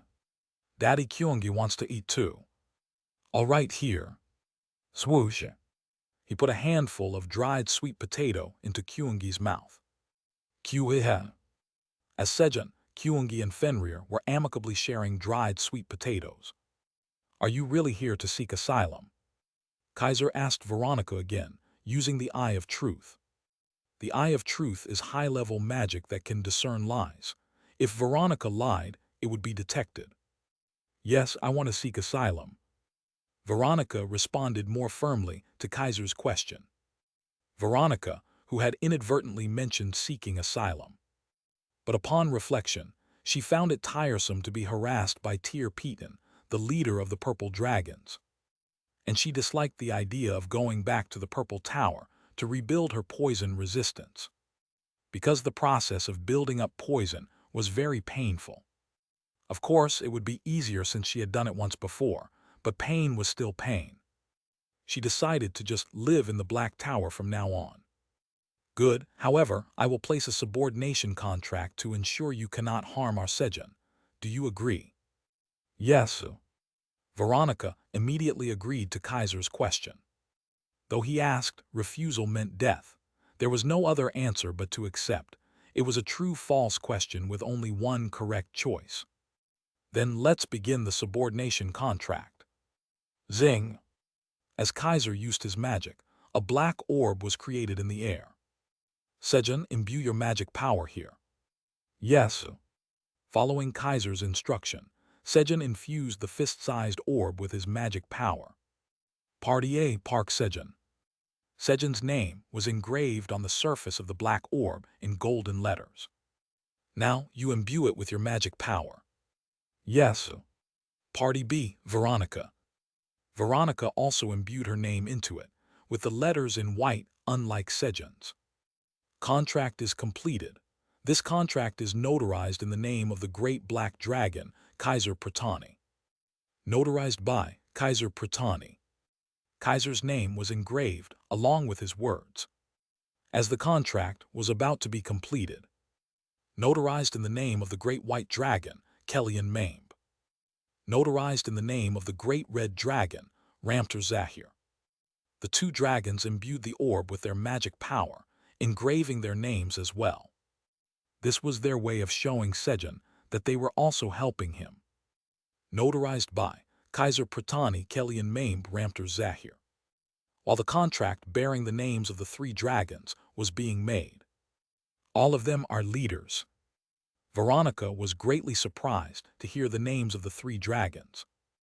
It was rumored among the tower farmers of other towers that Aileen was the manager of the Black Tower. So she thought the other dragon statues were of similar level dragons, but they were not at all. Then, Kaiser Nim, am I supposed to carry this around like this? Click. Sejun tossed and caught the completed contract orb, asking. In the presence of the great dragons, Sejun inconsiderately complained about something uncomfortable. And that too, while playing with an orb that had the names of 3 great dragon clan leaders written on it. Shouldn't this be stopped? When Veronica was looking at the dragons, wondering if she should intervene. Why is it uncomfortable? Instead of getting angry, Kaiser paid close attention to Sejun's words. It could roll away and get lost. As Sejun rolled the contract orb on the ground. Kaying. Black fruit. Seeing a round black object in front of him, Fenrir rushed and leapt towards it. Whether he could swallow it or not was not important to Fenrir. The fact that it was a black fruit mattered to him. But, slip. The orb slipped not into Fenrir's mouth, but onto his chin. Whoosh. Kaying. Fenrir with the orb sliding under his belly. Whirl. Did a 360-degree turn in the air. Thud. And landed on the ground in a triumphant pose. Kaying. It hurts, damn it, and in front of the dragons too. Fenrir, whose dignified wolf pride was wounded in various ways. Blackie, are you okay? Sejun hurriedly called out to Fenrir, but just leave me be. Fenrir, enduring the pain, did not respond. He wanted to be alone. However, Kaisernim, I think Blackie has fainted. Please heal him. Understood, be healed. Sejun, unaware of Fenrir's feelings, forcibly woke him. Kaying. I feel so down. Unable to pretend to be unconscious, thanks to that, Fenrir buried his head in Sejun's foot and lay down. Anyway, since it can be stepped on and cause slipping, please change its form. What form should I change it to then? Kaiser, change it into a ring. Just transform it into a paper form. That sounds better. Thus, the contract orb was transformed into a scroll-shaped contract. And something's wrong here. Veronica looked incredulously at Sejun, receiving the dragon's adoration. It was just a few requests, but to Veronica, it seemed like perfect pampering. The tower farmers she knew were professions that received orders from dragons and got scolded for not doing well. As Veronica struggled to adapt to the incomprehensible atmosphere of the Black Tower. Black Tower's tower farmer, Park Sejun, has taken Purple Tower's tower farmer, Veronica, under his wing. You have achieved the feat of taking 2 tower farmers under your wing. As a reward for the feat of the great farmer, 1 job trait is added. With the job trait, you borrow 0.2% of the stats of the tower farmers under your wing. A message of achievement appeared in front of Sejun. According to the job trait, you borrow 0.2% of the stats of White Tower's tower farmer, Ajax maimed. Strength 70, Stamina 40, Agility 38, Magic Power 100 are increased. According to the job trait, you borrow 0.2% of the stats of Purple Tower's tower farmer, Veronica. Strength 5, Stamina 8, Agility 18, Magic Power 14 are increased. The job trait was activated, borrowing 0.2% of the stats from the tower farmers under his wing. 0.2% means, if I multiply it by 500, it would be their original stats. Sejun became curious about Ajax's and Veronica's stats and did the math. He always wondered how strong they were, since he kept fainting and facing life-threatening situations every day. Let's start with Ajax first. 70 times 500 is strength 35,000. That was almost 9 times his total stats in strength alone. Ajax, strength 35,000, stamina 20,000, agility 19,000, magic power 50,000. Veronica, strength 2,500, stamina 4,000, agility 9,000, magic power 7,000. Thus, he learned both of their stats. Sejun realized why he had been fainting, and nearly dying was all too natural. He wondered how he had managed to survive until now. It's all thanks to everyone. Sejun thought of those who had protected him and felt grateful when. Sejun Nim, please accept this. Veronica handed him the land deed for the 99th floor of the Black Tower, and 5 land deeds for the Purple Tower, as requested by Flamey. They were for the 11th, 23rd, 53rd, 72nd, and 89th floors of the Purple Tower. Thank you, but why are you giving me the Purple Tower land deeds? Ah, that's to convey my sincerity.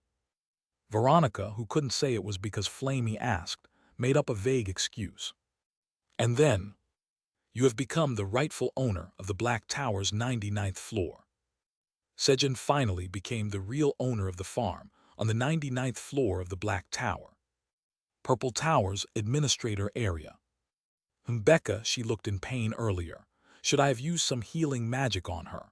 Note, I'm not sure if I mentioned this before, but I previously translated Becca when Veronica's name wasn't revealed. Becca is short name of Veronica. While Tyr was lost in thought, recalling Veronica's pallid face from earlier. Ding! A red alarm appeared on the crystal ball. What's this?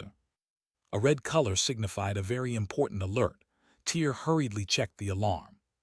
Purple Tower's tower farmer, Veronica, has joined under Black Tower's tower farmer, Park Sejun. What? How dare Kaiser, that bastard? How dare he take my tower farmer?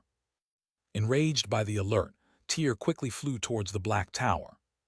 Chapter 298, Black Tower is the best. Park Sejun Nim, is this how it's done? Veronica asked as she wrapped sweet potatoes in grapevine leaves.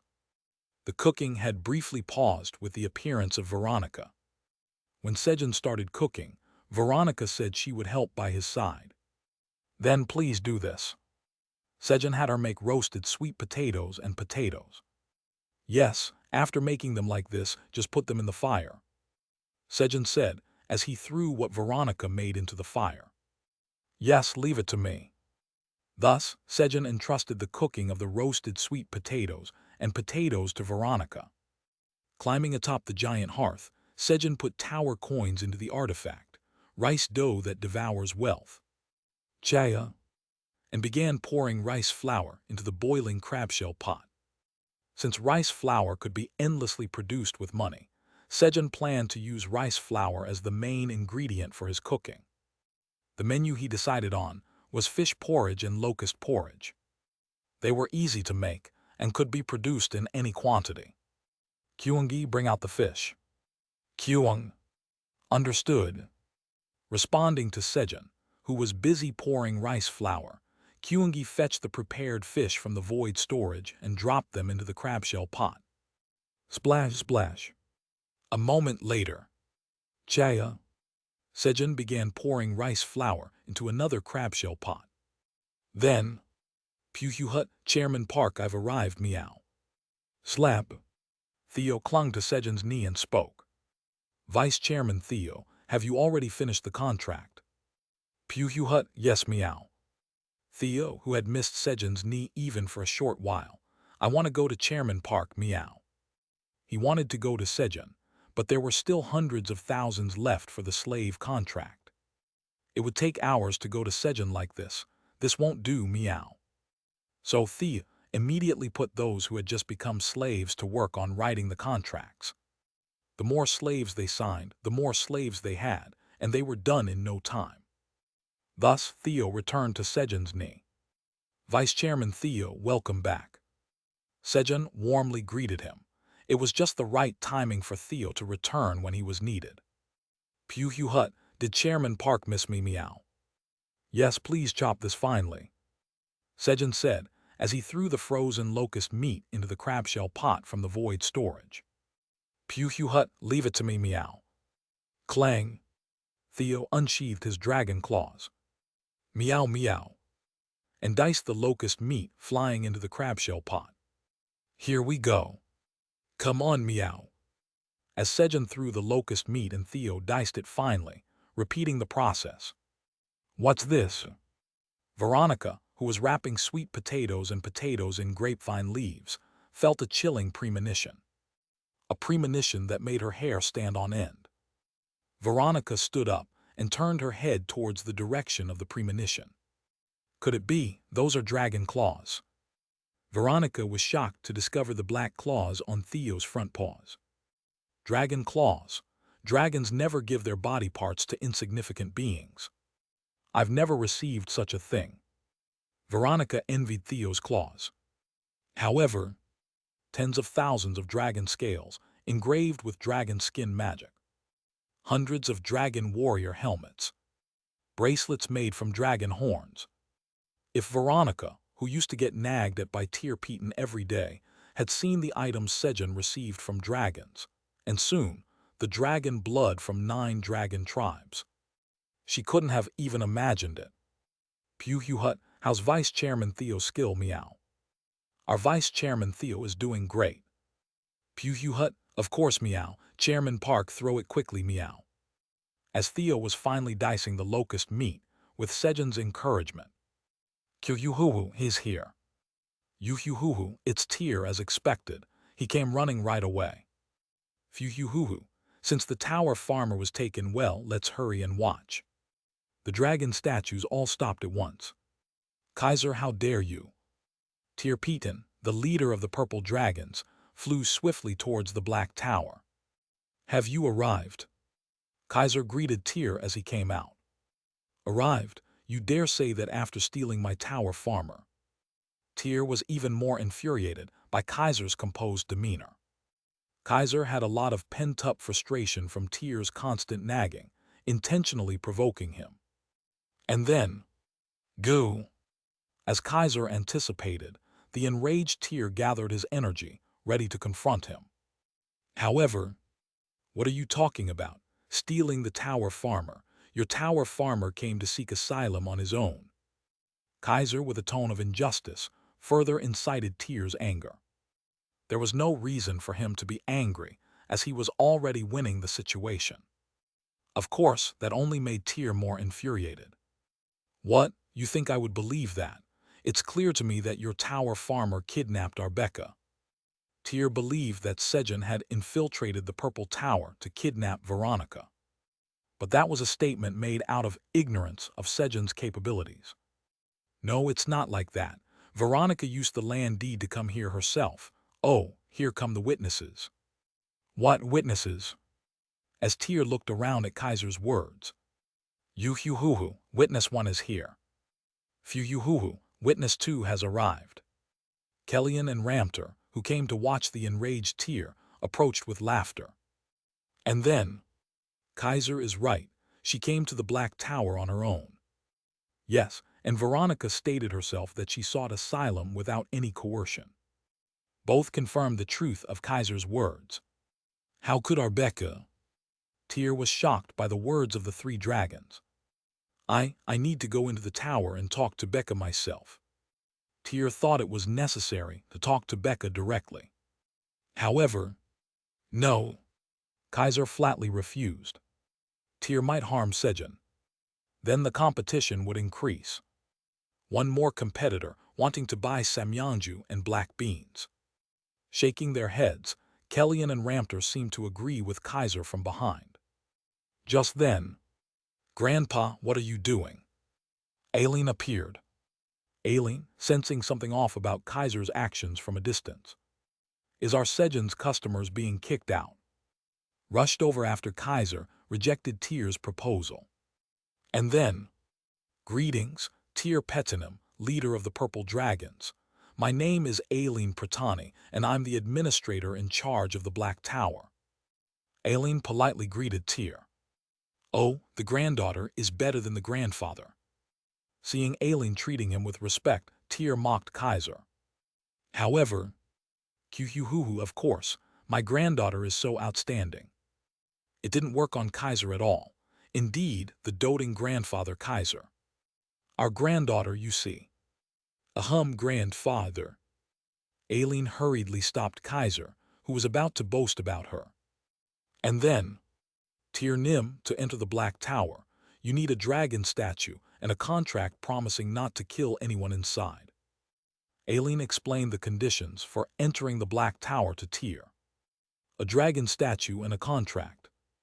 Yes. Aileen explained why the dragon statue was needed and the content of the contract. Understood, Then I'll go make a dragon statue first. Tyr hurried back to the purple tower to create a dragon statue. Tyr Nim, just in case, bring a lot of tower coins too. Aileen shouted towards Tyr as he flew away. Aileen was always kind to Sejun's customers. Vice Chairman Theo, good work. Pew Hut, that's right, meow, I did work hard, meow. Theo proudly praised himself in response to Sejun's words and then plop jumped off Sejun's knee and went to the front of the Creator God's tablet. And then shashashak. He began to sharpen his dragon claws on the Creator's tablet, hunting the edges of his claws. Why the Creator's tablet, you might ask? Only something as hard as the Creator's tablet can sharpen dragon claws. Pew Hut, I always need to take good care of my dragon claws, meow. Shashashak. While Theo diligently sharpened his claws on the Creator God's tablet. Where did you get that? Veronica approached, looking enviously at Theo's dragon claws. Pew Hut, jealous, meow. Theo asked with a smug voice, pleased with himself. Yes, I'm so jealous. How did you get them? Pew Hut, these dragon claws were given to me by Lord Kaiser, meow. Theo boasted proudly, flaunting his dragon claws. What, directly by Lord Kaiser? Veronica was astonished by Theo's words. Not just any great black dragon, but Kaiser, the leader of the great black dragons, gave him his claws. How did you receive them? Veronica asked excitedly. Pew Hut, because I am Chairman Park's right hand, meow. Really, that's amazing. If I dedicate myself to Sejun Nim, ready to lay down my bones here. Veronica imagined becoming Sejun's left hand and receiving dragon claws. I've finished them. Sejun had completed the fish porridge and locust porridge. Kyungi, please move this over there. Kyung. Understood. Kyungi carried the crabshell pot with both front paws. Thump, and moved it to where the party participants were gathered. You guys move these. Kwek. Sejun asked the mushroom ants to move the fruits. The persimmons Sejun had harvested himself, and melons, bananas, peaches brought by other animals. And then, crop gigantification. He used the skill to enlarge the cherry tomatoes and grapes. While the mushroom ants were moving the fruits. Crop gigantification. Sejun enlarged about 1,000 magical cherry tomatoes. Now it's time to enlarge the grapes. As he took out a few bunches of vitality-infused fragrant grapes to use crop gigantification. Kaying. Black fruit. Fenrir, who had been watching Sejun, rushed towards the grapes. Blackie, no. Sejun quickly raised his hand, holding the grapes to stop Fenrir. He remembered from YouTube that grapes were one of the foods dogs shouldn't eat. Of course, Fenrir didn't understand Sejun's words. Kaying. Hey, I sat down, give me the black fruit. Squat. Fenrir sat down obediently in front of Sejun, expecting the grapes. Are you going to give them now? No choice then. It would be troublesome if this happened every time he took out grapes. Swoosh. Pretending to pick a grape, Sejun took out a piece of black royal jelly instead. And then, here, take this. He gave the black royal jelly to Fenrir. Kaying. Black fruit mine. Fenrir, oblivious to the switch from grapes to black royal jelly, was blindly fixated on the black fruit. Nom. Fenrir bit into the black royal jelly. And then, Kaying, endured it. Trying to withstand the bitterness, he fainted. Sorry, but it's for your own good. Smirk. Despite feeling sorry, Sejun couldn't help but smile. Squat. He picked up Fenrir and laid him down in the bedroom before returning to his work. Just then, Sejun Nim, may I try one of those? Bewitched by the fragrant smell of grapes she was experiencing for the first time in her life, Veronica looked at Sejun with earnest eyes and asked, These grapes? Yes. All right, go ahead and eat. Sejun cheerfully handed 5 bunches of vitality-infused fragrant grapes to Veronica. Thank you. Num. Veronica expressed her gratitude to Sejun and ate the grapes. Oh my! Veronica was amazed as she tasted the vitality-infused fragrant grapes. Having always eaten tasteless food filled with poison in the Purple Tower, there was food that tasted like this. The Black Tower is the best. One more reason not to want to return to the Purple Tower arose. And then, I guess I won't be able to eat this if I go back to the Purple Tower, huh? It became even harder for Tyr to bring Veronica back to the Purple Tower. Chapter 299, 1-year anniversary of entering the tower. Crop gigantification. Sejun used the skill on the roasted sweet potatoes and roasted potatoes made by Veronica, following the fruits. And your proficiency of crop gigantification LV6 has slightly increased. Your proficiency of crop gigantification LV6 has been filled and the level has increased. The skill level increased when he almost finished gigantifying the roasted sweet potatoes and roasted potatoes made by Veronica. Good. Sejun was happy about the skill level going up in crop gigantification. He intensified the use of the skill, while Sejun and the mushroom ants were setting up the food. Ook. The banana monkeys working at the brewery opened the samyangju and bottled it. Ook. Ook. The banana monkeys from the 77th floor of the tower helped set up the alcohol while transporting the samyangju. Shortly after, it's done. The food and alcohol setting for the party was completed. Once the party preparations were done, thump thump. The Minotaur King, ranked first on the 99th floor, and Pinkfur, ranked third, approached. For reference, the second rank was Iona, and the fourth rank was Kyungi. Moo. Sejun Nim, please ride. The Minotaur King approached and extended his palm. Okay. When Sejun got on the Minotaur King's palm, swoosh. The Minotaur King moved his hand above his head. Click. And Sejun jumped down from the Minotaur King's palm, landing on top of his head. Hut, I can see well, meow. Kuehe Kuung. Hehe, Kyungi can go even higher than this. Pio. Me too. Kaiwo, quiet everyone. Of course, other animals were also present. He. Flamey too. As Sejun got on the Minotaur King's head. Kuehe. Attention everyone. Pinkfur, standing next to the Minotaur King, shouted loudly to draw attention. Thank you, Pinkfur. Sejun expressed his gratitude to Pinkfur, and so many have come. He looked at the 1,000,000 slaves looking at him. The incredible energy focused on Sejun, but meow. Thanks to Theo's talent energy drain, he was not intimidated at all. Chairman Park, don't worry. Vice Chairman Theo will protect you, meow. Sejun became comfortable thanks to Theo. Iona, cast some sound amplification magic, please. He asked Iona for magic. Kaiwat, Kaiwat, Kaiwat. Yes, O wind. Iona cast the magic on Sejun. Thank you all for coming to my 1-year survival anniversary party. Sejun expressed his gratitude to those who participated in the party. Though most of them came with illegal invitations, he was touched by how many attended his party. Hehe, I'm totally popular. Feeling elated and proud, Sejun was in high spirits. Let's all eat our fill and enjoy the party. Let the party begin. He boldly shouted to the 1,000,000 people who came to his party, getting carried away by the atmosphere. He was going to regret his words soon. Wow, long live the great black dragon. A tremendous cheer responded to Sejun's shout. Hezeli. When Sejun laughed at the cheers directed at him. Hut, I am the right hand of Chairman Park, meow. Kuehe Kuung. Hehe, Kyungi is Daddy's son. Theo and Kyungi also felt proud at the cheers directed at Sejun. Pio. I am the right front paw of the Golden Cat Theo Park, Pururur Yatra. Piat too.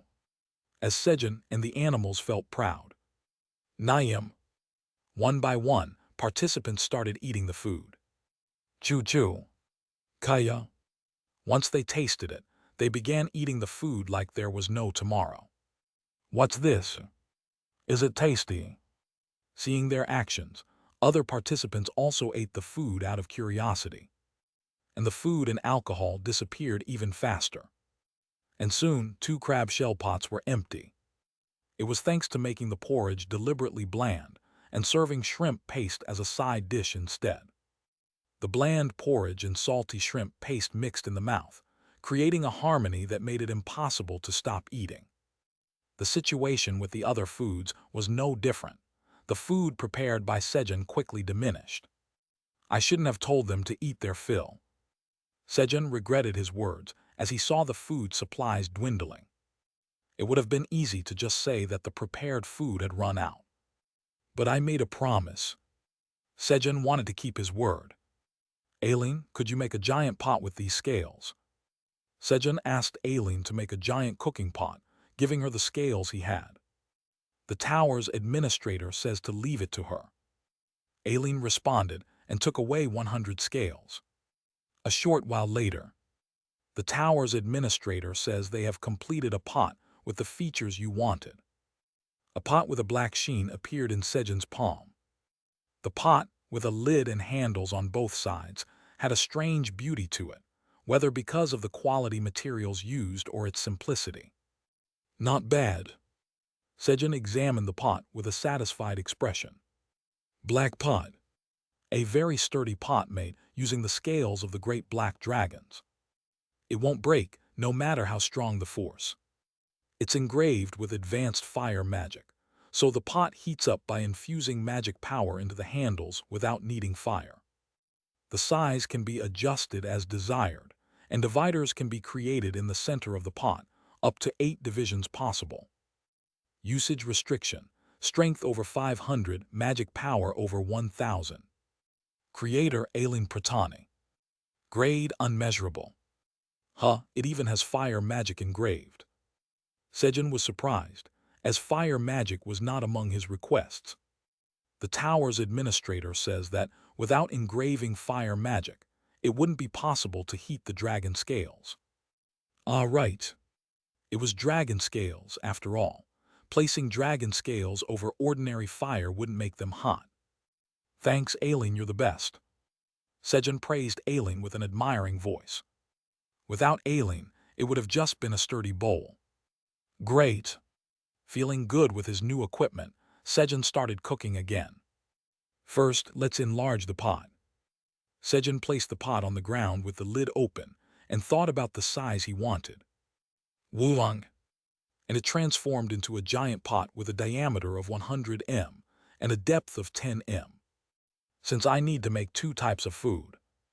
Sejun touched the pot again, thinking of dividers. Clang. And dividers were erected, splitting the pot in half. Good. Pack. Sejun jumped onto the handle of the pot, crouched down, and began to lower his posture. Click. While infusing magic power into the handle with his right hand to increase the pot's temperature. Ice cube. He extended his left hand towards the pot, creating ice cubes and dropping them into the pot. As the ice touched the heated pot, it quickly melted into water. Once the pot was half filled with water. Artifact. The rice dough that devours wealth has consumed 10,000 tower coins and produced 5,000 kg of top-grade rice flour. Whoosh. Sejun poured the rice flour into the pot. And then, Vice Chairman Theo go. Right meow. Shag. Kyungi go. Kyung. Kyungi is ready. Bang. Sejun took locusts and fish out of the void storage and threw them to Theo and Kyungi, who were standing on either side of the pot, alternating between the two. Kyungi, thinking it was just Sejun and Theo having fun, asked to be thrown some as well. Kyung. Bang. Kyungi, lacking the ability to extend magical claws, used telekinesis to mash the fish, so there was no need to mash the fish separately. Good. Once all the porridge ingredients were added, Kyungi closed the lid. Kyung. Got it. Thump. Kyungi closed the pot lid with telekinesis. A short while later. Done. Sejun completed the fish porridge and locust porridge with Theo and Kyungi. Thanks to the strong firepower and the pressure built up by covering the pot, the porridge could be made faster. Minus, please scoop some out and share. Moo. Yes. At Sejun's request, the black minotaurs scooped out porridge from the giant black pot in the large crab shell pot. Thump. And placed it here and there in the middle of the spaces, so it could be easily eaten. Then they brought the empty crab shell pots back to the fire, filled them with water, rice, and ingredients, and began boiling again. Veronica, are you doing well? In the meantime, he made roasted sweet potatoes and roasted potatoes with Veronica. Crop gigantification. And used the skill to gigantify cherry tomatoes, grapes, roasted sweet potatoes, and roasted potatoes. After a few cycles, it's gone. The locust meat and fish stored in the void storage were the first to run out. Then let's switch to egg porridge. Sejun immediately changed the ingredients to egg fruits and made egg porridge. How much time had passed, no more complaints about running out of food were heard. He had fed 1 million people to their fill. Phew, that was hard. Sejun was exhausted from making food. Thud. He sat down on the ground to rest. Then, you have achieved the great feat of feeding 1 million people to their fill.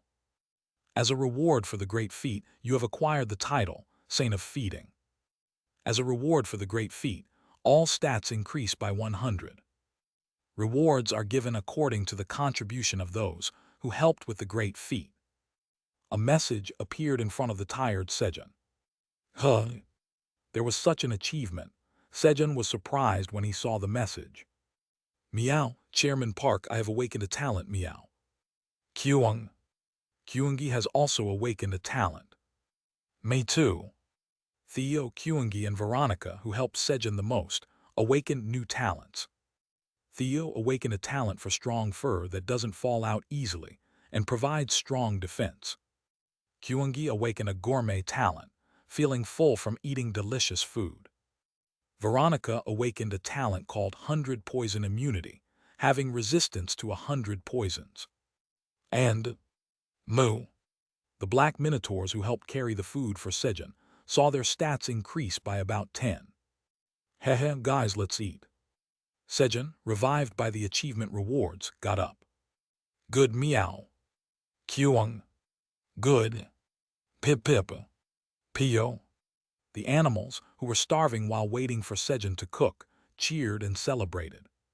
Shortly after, okay, let's eat. Sejun began to eat with the animals, setting down pots full of egg porridge and shrimp paste. And, pip pip phew, I'm so full I can't eat anymore. Pio pio. Me too, I'm so full I can't even fly. When the golden bat and Pio caressed their protruding bellies after eating to their fill. You have fed the two to their fill. Due to the effect of the title, Saint of Feeding, all stats permanently increase by 0.2. A message appeared in Sejun's view. What? Do all stats increase by 0.1 every time I feed someone to their fill? Heh, from today everyone eats to their fill, got it. Kyung. Understood, Kyungi will eat to his fill. Kyungi responded with a cheerful voice to Sejun's words. It was fortunate that Kyungi had awakened the gourmet talent.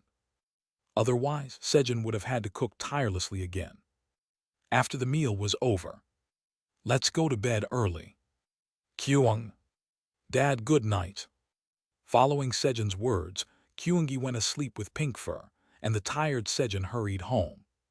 And, Sejun Nim, what about me? Veronica was left alone. Veronica, follow me. Flamey took Veronica and put her to sleep inside the cave. The next morning. All right. Sejun woke up early. First, I need to take care of the black beans. He put Theo on his leg and, clicking, opened the void storage. And then, clicking, he took out 2 black beans from the golden box of abundance. as Sejun was about to leave the storage with 6 black beans intended for sale to the dragons. Kaying, where have you been? Huh, it's the black fruit. Fenrir, who had woken up and was looking for Sejun, noticed the black beans in Sejun's hand. Thump thump. Fenrir ran eagerly towards Sejun. Click. Sitting in front of Sejun, Fenrir looked at him boldly. Now that I've sat, give it to me. Do you want this because you sat down, Blackie? Good boy, here. Sejun happily gave Fenrir a black royal jelly, switching it with the black bean. Kaying. Bitter. Unable to withstand the bitterness, Fenrir fainted again. Sleep well. Sejun placed Fenrir on the bed and swoosh marked the date on the bedroom wall. Day 366 of the being stranded. No, day 366 of entering the tower. The word stranded had disappeared from Sejun's thoughts by now. Then, Sejun, we've arrived.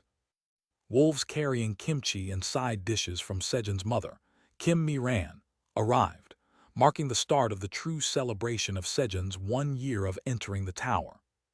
Chapter 300, Eating Kimchi Stew. Black Tower Administrator Area. The moment Sejun achieved the great feat of feeding 1 million people to their fill. Kahili, it's complete. Aileen was checking the heart fragment of Kaira with a proud smile, as the magic activation was completed. Then, wulong wulong. The crystal orb vibrated. Kang, what's this? Aileen checked the crystal orb. Black Tower Farmer Park Sejun has achieved the great feat of feeding 1 million people to their fill. One of the 3 great achievements for the growth of the Black Tower has been fulfilled. Kahihili, Sejun has done something amazing again. Aileen was happy when she read the alarm about Sejun's great achievement. As a reward for helping with the great achievement, your heart will be strengthened. Aileen, who helped with Sejun's great achievement, also received a reward. Thump thump thump thump. Thanks to this, Aileen's heart began to beat more powerfully than before. Goo! And an aura containing even denser magic power spread around her. However, Kang, this shouldn't happen. Aileen wasn't happy about the reward, but was troubled instead. Her plans to give a gift to Sejun would be hindered as her magic power became stronger. Kang, this will interfere with my plan to give a gift to Sejun. Aileen was deeply troubled. Minotaur King, Pinkfur, chase all of them away. They've ruined my plan. Aileen vented her frustration on the 1 million slaves who had helped Sejun achieve his great feat. As seen from the reward, the greatest contribution was made by Aileen, who had created the black pot for Sejun. The 1 million slaves, who had been eating and sleeping well, were driven out from the 99th floor of the tower at dawn, clueless about the reason. Sejun, hello, we've also arrived, Peng. The blue-backed penguins, who had come with wolves carrying kimchi and side dishes, without spoiling them by regulating the temperature, also greeted Sejun. Welcome, but did you bring that from outside the tower? Sejun asked Elka, looking at the plastic containers carried on the wolves' backs. Since there was no plastic in the tower, it was 100% a product brought from Earth. Yes, humans named Han Taejun and Kim Dong-sik asked us to deliver it to Sejun, saying it's been a year since Sejun entered the tower. Taejun and Dong-sik, what is it?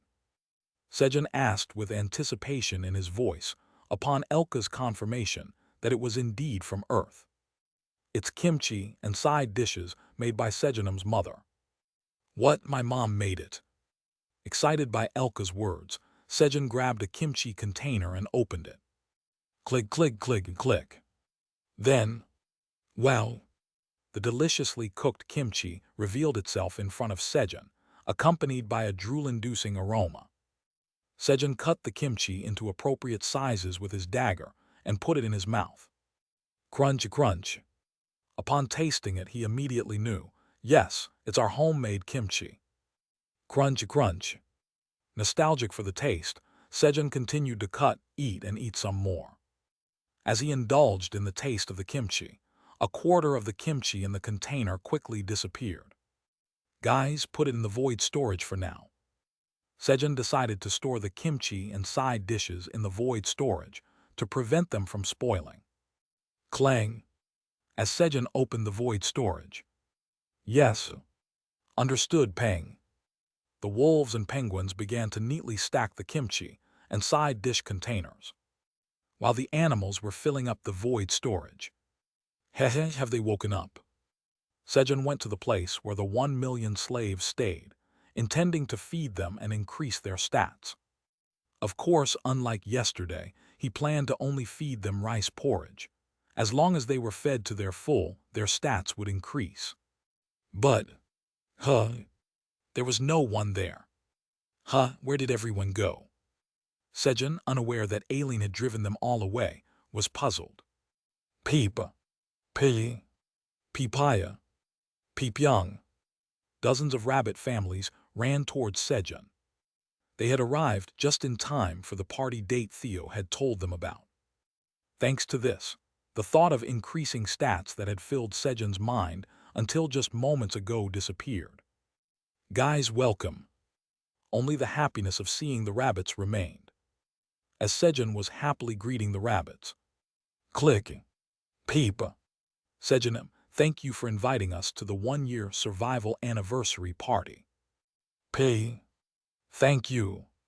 Mother and father rabbit couple expressed their gratitude on behalf of everyone for the party invitation. You've worked hard. There was a special emotion in their eyes as they looked at Sejun. Thank you, it's all thanks to you guys. The look in Sejun's eyes as he gazed at them was no different. It had to be.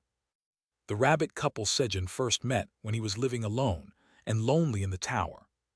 The moment he made fire with a plastic water bottle. The moment he made grilled fish and consumed protein for the first time. The moment Sejun first awakened. The moment he harvested the first cherry tomatoes he had grown from seeds. There was the rabbit couple, who always joyously celebrated as if it were their own achievement during those first monumental moments Sejun experienced in the cave. Sejun, guys, when their eyes began to moisten. Clicking. Peepa. This is a gift for Sejun's survival, 1-year survival anniversary. The mother rabbit pulled out a red peach, as big as her own head, from her apron and handed it to Sejun. Thank you. Grab. Sejun carefully took the peach handed over by the mother rabbit and examined it. Longevity peach. This peach, which grows on a peach tree in the tower, bears fruit at extremely low odds. Consuming it increases your lifespan by 1,000 years. The seed will not grow if planted. Usage restriction, LV, 50 or above, all stats 100 or above. Expiration date, 100 days. Grade SSS. A lifespan of 1,000 years. Sejun was greatly surprised by the option of the longevity peach, 1,000 years of longevity. Gulp. Sejun swallowed his saliva without realizing it, suddenly feeling greedy. But, he felt uncomfortable at the thought of consuming such a valuable item alone. I should just share it. Sejun decided to share the longevity peach with others. Guys, let's go. Thinking about how to share the longevity peach, Sejun headed home with the rabbits. Purple Tower Administrator Area. It's done. With this, I should be the best, right? Tyr Peton, who had upgraded the performance of the existing purple dragon statue, said with a satisfied expression. He didn't want to lose to the other dragons, so he enhanced the dragon statue's performance. I'll personally speak with Becca and expose their misdeeds. With a determined expression, Tyr took the upgraded purple dragon statue and flew back to the Black Tower. Meanwhile, as Tyr was flying back to the Black Tower. Here, cheers. Gulp. This is good. The dragons were drinking samyangju while waiting for Tyr. Then, I've brought the dragon statue, now let me speak with Veronica. Tyr arrived and asked to be led into the Black Tower. But, you can't enter in that state. Kaiser flatly refused. What? Didn't your granddaughter say it would be enough if I brought the dragon statue? Are you deceiving me now? Tyr was furious at Kaiser's refusal. However, there was a reason Kaiser refused. How can I let in a dragon statue that's oozing of poison like that? It was because of the strong poison emanating from the purple dragon statue. To the beings living in the tower, the poison was too deadly. Especially to the weaker Sejun, it was even more lethal. Right, if it enters in that state, it'll kill everyone in the tower. Let's detoxify it first. Kellyan and Ramter supported Kaiser's suggestion. But isn't that Samyangju? Where did it come from? Gulp. Tyr swallowed his saliva, enticed by the fragrant aroma of Samyangju reaching his nose, and asked, "Want some? I'll let you have it if we add just one line to the contract." Kaiser said, pulling out about 10 bottles of Samyangju, offering them to Tyr. "HMPH, what do you want to add?" Tyr asked with a voice full of wariness, as if he wouldn't be fooled. "Nothing much. Just add a clause in the contract that you won't buy anything from the Black Tower." Kaiser answered nonchalantly, but he was tense inside. It was a method the 3 dragons had thought of to prevent Tyr from becoming a competitor. However, there was no need for tension. "What, me buy something from the Black Tower? You think I would buy something? I just need to take Veronica back to the Purple Tower." Tyr, offended by Kaiser's words, retorted sharply. "Right, so let's just add that to the contract. In exchange, I'll give you the 10 bottles of Samyangju." Kaiser placated the excited Tyr. "HMPH, fine, write it down now." Tyr quickly agreed to Kaiser's suggestion and wrote the contract. "I, Tyr Peden, enter into this contract." He completed the contract stating his name. "Now, let's drink while we detoxify the dragon statue's poison." "Let's drink." "Here, fill Tyr's glass." "HMPH, shall we?" Thus, the dragons began to drink. "Ah, that's good." Tyr enjoyed the aftertaste of the Samyangju and then exclaimed. Then, "Eh, Tyr, this Samyangju is made by Sejun, the Black Tower's farmer." Kellyan revealed the truth to Tyr, who could no longer buy Samyangju due to the contract. "What, this was made in the Black Tower?" "Kahaha, yes, our Sejun made the Samyangju," Kaiser said proudly, seeing Tyr's astonished expression. "This delicious Samyangju was made by the farmer of your tower." Tyr was dumbfounded by the shocking revelation. What kind of contract did I sign?" Tyr finally realized he had made a mistake with the contract. Inside the Black Tower's 99th floor cave. Bubble, bubble. The kimchi stew began to boil vigorously inside the black pot. Recalling the memories of eating in the cave in the past, Sejun was cooking in the cave with the rabbits he had brought along.